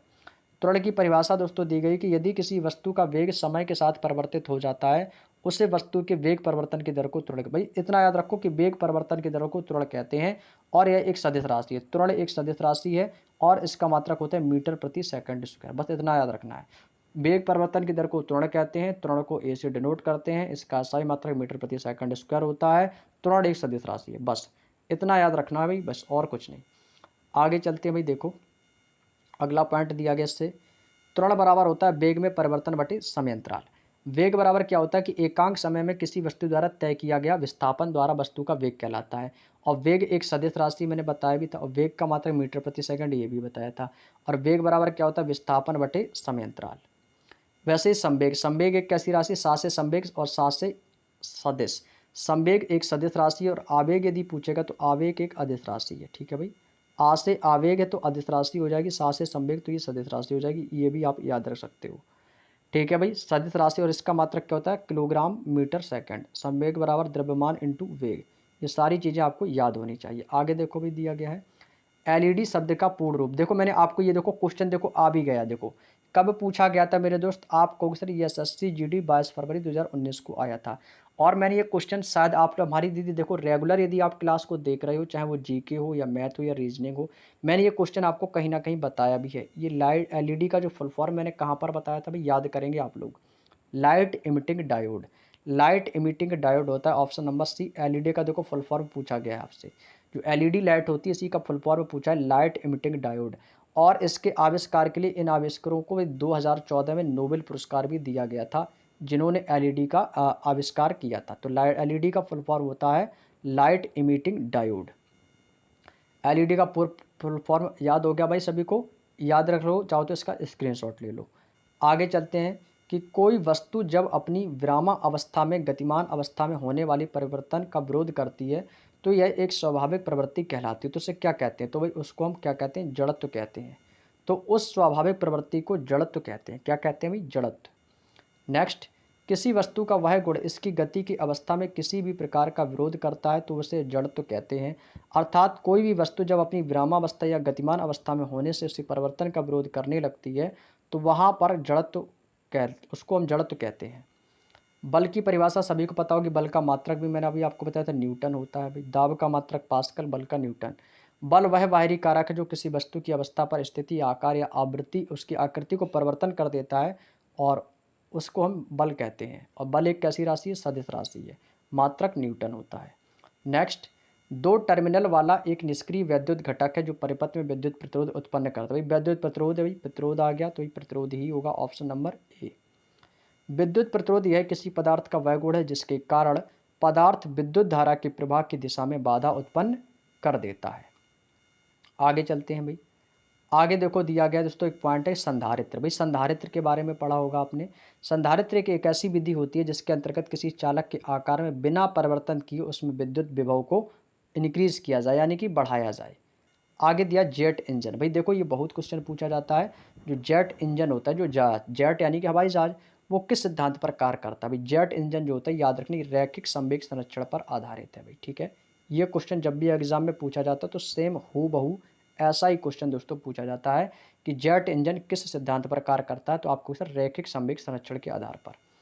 रैखिक संवेग के संरक्षण के आधार पर यदि किसी निकाय पर कोई बाहरी बल नहीं लग रहा है तो उसे हम कुल संवेग उसमें नियत रहता है। निम्न में से कौन सा नियम यह कहता है कि दो वस्तुओं के बीच लगने वाला बल उसके द्रव्यमान के गुणनफल के समानुपाती होता है? तो भाई आप क्या कहोगे सर, उसको क्या कहेंगे भाई? उसको गुरुत्वाकर्षण का नियम कहते हैं भाई। क्योंकि ये जो होता है ये दो वस्तुओं के बीच लगने वाले बल के गुणनफल के समानुपाती है, तो ये गुरुत्वाकर्षण का नियम होता है। और गुरुत्वाकर्षण को जी से डिनोट करते हैं, तो F बराबर जी होता है m1 m2 upon are square, जहाँ पर जी जो होता है ये आपका गुरुत्वाकर्षण नियतांक होता है। और गुरुत्वाकर्षण नियतांक जी का मान होता है 6.67 गुणा 10⁻⁻11 न्यूटन मीटर स्क्वायर प्रति किलोग्राम स्क्वायर। द्रव्यमान और वेग के गुणनफल को ही संवेग कहा जाता है। तो संवेग होता है P बराबर m इंटू वी। पी बराबर क्या होता है भाई, आपको सर m इंटू वी होता है, ठीक है भाई। P बराबर m इंटू वी या P बराबर m भी बोल सकते हैं। नेक्स्ट है, निम्नलिखित में से कौन सा युग्म ऊर्जा की इकाई को दर्शाता है। भाई ऊर्जा का मात्रक जूल होता है। भाई देखो जूल कहाँ पर, भाई आपको सर जूल यहाँ पे है, तो उसकी इकाई को भी दर्शाता है। तो भाई ऊर्जा यानी कि जूल और कैलोरी, तो भाई ऑप्शन नंबर डी। पास्कल थोड़ी होगा भाई, पास्कल नहीं होगा, ना ही प्रकाश वर्ष, ना ही एम्पियर। एम्पियर विद्युत धारा में होती है भाई, इससे कोई मतलब ही नहीं है। तो एक ही ऑप्शन है कि ऊर्जा से यानी कि जूल, और भाई कैलोरी यानी जब कैलोरी मिलेगी तो ऊर्जा भी मिलेगी, और ऊर्जा का मात्रक जूल। भाई ऐसे याद रखो तो चीज़ें याद हो जाएंगी। आगे चलते हैं, कैलोरी को जूल की मुख्य रूप से ऊर्जा की इकाई है, बिल्कुल सही है भाई। आगे क्वेश्चन कह रहा है कि निम्नलिखित में से कौन सी वस्तु केवल परावर्तित प्रकाश के कारण दिखाई देती है। तो वो है दोस्तों, मतलब जब परावर्तित जानते हो, जब उस पर किसी का प्रकाश पड़ता है, तो वो है दोस्तों आपका चांद। क्या होगा मेरे दोस्त, चांद होगा, क्योंकि चांद जो है ये आपका परावर्तित प्रकाश के कारण ही हमें ये दिखाई पड़ता है। Option number C is the right answer. Next अगला क्वेश्चन देखो भाई, चंद्रमा अपना प्रकाश उत्पन्न नहीं करता है। भाई आप क्या जानते हो, चंद्रमा में कोई बल्ब लगा है क्या, कोई टंगस्टन का तार लगा जो वो जल रहा है? भाई नहीं, चंद्रमा के पास खुद का कोई भी प्रकाश ही नहीं है, क्योंकि यह सूर्य के परावर्तित प्रकाश के द्वारा चमकता है। जब सूर्य का जो प्रकाश जो है जब उस चंद्रमा पर पड़ता है तो हमें वो दिखाई देता है। तो इसी को हम कहते हैं सूर्य का परावर्तित प्रकाश के कारण ही चंद्रमा चमकता है। तारों का टिमटिमाना ये वायुमंडलीय अपवर्तन के कारण होता है। मैंने अभी आपको बताया था कि निम्नलिखित में से कौन सा प्रकाश का प्रकीर्णन का उदाहरण नहीं है। अभी मैंने क्वेश्चन कराया था ऐसा ही क्वेश्चन, तो वो यही क्वेश्चन था कि निम्नलिखित में से कौन सा प्रकाश के प्रकीर्णन का उदाहरण नहीं है, तो वो तारों का टिमटिमाना ही था, जो कि ये प्रकाश के प्रकीर्णन का उदाहरण नहीं, जबकि ये वायुमंडलीय प्रकाश के अपवर्तन का उदाहरण है। ये किसका उदाहरण है, ये अपवर्तन का उदाहरण होता है। नेक्स्ट आता है वस्तु लेंस की क्षमता। भाई लेंस की क्षमता किस में मापते हैं, तो आपको सर डायोप्टर में मापते हैं। किस में मापते हैं भाई, ये होता है डी को क्या बोलते हैं भाई, डायोप्टर कहते हैं इसको। डी का मतलब क्या होता है भाई, डायोप्टर होता है। इस चीज़ को याद रखना भाई, ठीक है भाई। तो लेंस की क्षमता का मात्रक क्या होता है भाई, आपको उसे डी से डिनोट करते, तो हमसे ये पूछा था कि किस अक्षर के द्वारा इसको निरूपित किया जाता है, तो भाई इसको डी के द्वारा नियोजित किया जाता है, डी से बोलते हैं डायोप्टर। क्लियर, चलिएगा भाई। आज आगे पॉइंट दिया गया है, लेंस की क्षमता, लेंस की फोकस दूरी व्युत्क्रम के लेंस की क्षमता कहते हैं। और लेंस की क्षमता यानी कि फोकस यानी कि एफ बराबर होता है 1/f। पी बराबर क्या होता है 1/f। और लेंस की क्षमता का ऐसा ही मात्रक डायोप्टर यानी कि डी होता है, जो कि मैंने अभी आपको बताया था। क्लियर, चलिएगा। आज का दोस्तों अंतिम और लास्ट क्वेश्चन है, इसके बाद हमारी फिजिक्स कंप्लीट होती है। भाई वैसे कि फिजिक्स में दोस्तों आपके बहुत सारे अभी टॉपिक हैं, बहुत सारी चीज़ें आपको बतानी है, लेकिन मैं आपको क्या करा रहा हूँ, अभी मैं केवल जो है बुक का सॉल्यूशन करा रहा हूँ। अब बुक में जितने क्वेश्चन थे भाई उस पर उसकी जिसकी जो भी उसमें व्याख्या सहित क्वेश्चन के पॉइंट दिए गए थे उनको डिस्कस कर लिया है। लेकिन जब हम आपका प्रैक्टिस सेट स्टार्ट करेंगे तो उसमें फिजिक्स के बारे में जो क्वेश्चंस आएंगे वो अच्छे से समझाएंगे। लेकिन इसमें आपके जितने भी क्वेश्चन दिए थे 55 क्वेश्चन है, ये अपने आप में वो क्वेश्चन है जो चुनिंदा क्वेश्चन है, अच्छे क्वेश्चन है, अच्छे लेवल के। तो इससे क्या है, आपको एक अच्छी खासी जो फिजिक्स की नॉलेज मिल गई होगी, और अच्छी मतलब इंपॉर्टेंट्स जो आपके यहाँ से जो क्वेश्चन मैक्सिमम जो बनते हैं वो सारे याद भी हो गए होंगे, कि यदि आपके भविष्य में आगे आने वाले एग्जामों में यदि यहाँ से क्वेश्चन बनेगा तो आप इन्हें आसानी से कर पाओगे। अभी ये नहीं कह सकता हूँ मैं कि नहीं इतने से बाहर नहीं जाएगा, भाई चला जाएगा बाहर। फिजिक्स तो भाई बहुत बड़ी है, इसमें तो भाई मात्र 4 से 5 पेज में फिजिक्स खत्म कर दी है बुक में। आप सामान्य ज्ञान की बुक देखेंगे भाई बहुत पतली सी बुक है, ठीक है, लेकिन वो प्रीवियस ईयर के आधार पर है, तो भाई मैं प्रीवियस ईयर सॉल्व करवा रहा हूँ। अब ये नहीं कि मैं गारंटी ले लूँ कि नहीं सर इससे ही ज़्यादा अब नहीं आएगा, भाई आएगा। भाई फिजिक्स तो भी बहुत चीज़ें आपको बतानी बाकी हैं, ये सिर्फ क्या है प्रीवियस ईयर पे आधारित है कि ये क्वेश्चन आपके प्रीवियस ईयर में आए थे। समझ गए ना भाई मेरी बात। तो भाई मैं अभी आपको क्या करूँ, सिर्फ बुक का सॉल्यूशन करा रहा हूँ, आगे जो चीज़ें आएंगी तब हम आपको डिस्कस करके बताएंगे अच्छे से। अब यदि आप फिजिक्स को अच्छे से पढ़ना चाहते हो तो भाई येलो बुक में प्रेफर करूंगा, स्पेशल एसएससी जीडी और यूपीएसआई वाले बच्चों के लिए। यदि आप फिजिक्स को अच्छे से पढ़ना चाहते हो तो मेरी येलो बुक की क्लासेस देख लो भाई, उसमें मैंने थ्योरी में पढ़ाया है। तो थ्योरी क्लासेस को देखो तो वहाँ से आपको सारे चैप्टर्स मिलेंगे, प्रकाश, विद्युत, है ना, और चालकता, सारे चैप्टर्स आपको उसमें मिलेंगे। तो आपको देखना भाई करीब 80 से 85 वीडियोज़ हमारी येलो बुक की आपकी प्लेलिस्ट में पड़ी हैं, तो उन सारी क्लासों को देख लो। तो इससे क्या आपको अच्छे से नॉलेज मिल जाएगी। निम्नलिखित में से किसने इंडक्शन मोटर का आविष्कार किया था? मतलब यहाँ से पूछा भी इंडक्शन जो मोटर होती है इसका आविष्कार किसने किया था? तो वो है थे निकोला टेस्ला। किसने किया था मेरे दोस्त? आप क्वेश्चन, निकोला टेस्ला ने इंडक्शन मोटर का आविष्कार किया था। अब यहाँ से भाई कुछ आपके उपकरण और उनके आविष्कारक है, जैसे लाउड स्पीकर। लाउड स्पीकर का आविष्कार किसने किया था? हॉरिस शॉर्ट ने किया था। डीसी मोटर का किसने किया था भाई? ये था जेनोब ग्रामे ने किया था। एसी मोटर का किसने किया था? निकोला टेस्ला ने। भाई ये भी देखो निकोला टेस्ला ने ही किया था। डायनमो माइकल फैराडे, ये तो भाई इंपॉर्टेंट है भाई, आपको पता होगा। डायनमो का किसने किया था? माइकल फैराडे ने भाई किया था। ट्रांजिस्टर का किसने किया था भाई? इसको भी स्टार पॉइंट बना के नोट कर लेना, इंपॉर्टेंट है। जॉन बर्डीन ने किया था। वाल्टर बैटन और विलियम साकले ने। भाई विलियम साकले ये एग्जाम में देता है ऑप्शन में, मैक्सिमम केसेस में यही देता है विलियम साकले। ट्रांजिस्टर का कौन था भाई? विलियम साकले। हालांकि तीनों नाम याद रखना भाई, एग्जामिनर जो है आपको तीनों में से किसी न किसी एक वैज्ञानिक का नाम दे सकता है, जॉन बर्डीन, वाल्टर बैटन और विलियम साकले। क्लियर?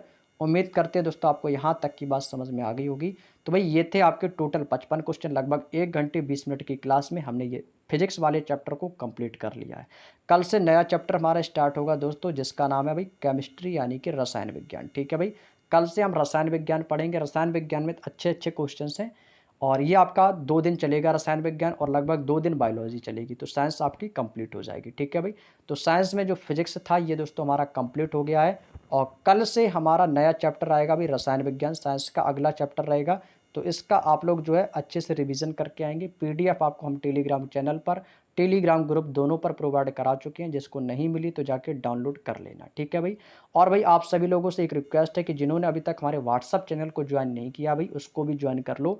और आप लोगों के लिए मैं स्पेशल बता रहा हूँ, मैं यूपीएसआई वाले बच्चों के लिए, आपके लिए भाई मैं हैंड रिटन नोट्स बना रहा हूँ। अब की बार मुझे तैयारी जो करवाऊंगा जीके जीएस की भाई, अपनी ओर से भाई पूरी 100% भाई एक अच्छी ईमानदारी के साथ में आपको नोट्स अच्छे से प्रोवाइड कराऊंगा, और मैं वो प्रोवाइड नोट्स कराऊंगा कि जिन्हें आप पढ़कर वही क्वेश्चंस एग्जाम में आपको सेम टू सेम देखने को मिलेंगे, यदि आप हमारे नोट्सों को अच्छे से पढ़ लेते हो। तो अभी आप देखेंगे तो मैं अभी हिंदी साहित्य के नोट्स बना रहा हूँ स्पेशल यूपीएसआई वालों के लिए, तो मैं आपको हैंड रिटन नोट्स फ्री में प्रोवाइड कराऊंगा, और उसकी क्लासेस भी यूट्यूब पर कराऊंगा। तो क्लासेस भी करना और उनके हैंड रिटन नोट्स से रिवीजन, ऐसे ही साहित्य कराऊंगा, ऐसे ही आपकी हिस्ट्री, पॉलिटी, संविधान और मूल विधि यूपीएसआई के लिए स्पेशल सारे चैप्टर्स कवर कराऊंगा, स्पेशल जीएस के लिए, जीएस के लिए स्पेशल कराऊंगा, और बाकी आपकी मैथ भी कराएंगे। ठीक है, मतलब सारी चीज़ें कराएंगे। तो आप सभी जानते हो कि सारी क्लासें मैं अकेला देख रहा हूँ, तो एक मतलब इन सारी चीज़ों को एक साथ लेकर चलना भाई अपने आप में एक बहुत बड़ा टास्क होता है, आप सभी इन चीज़ों को समझ सकते हो।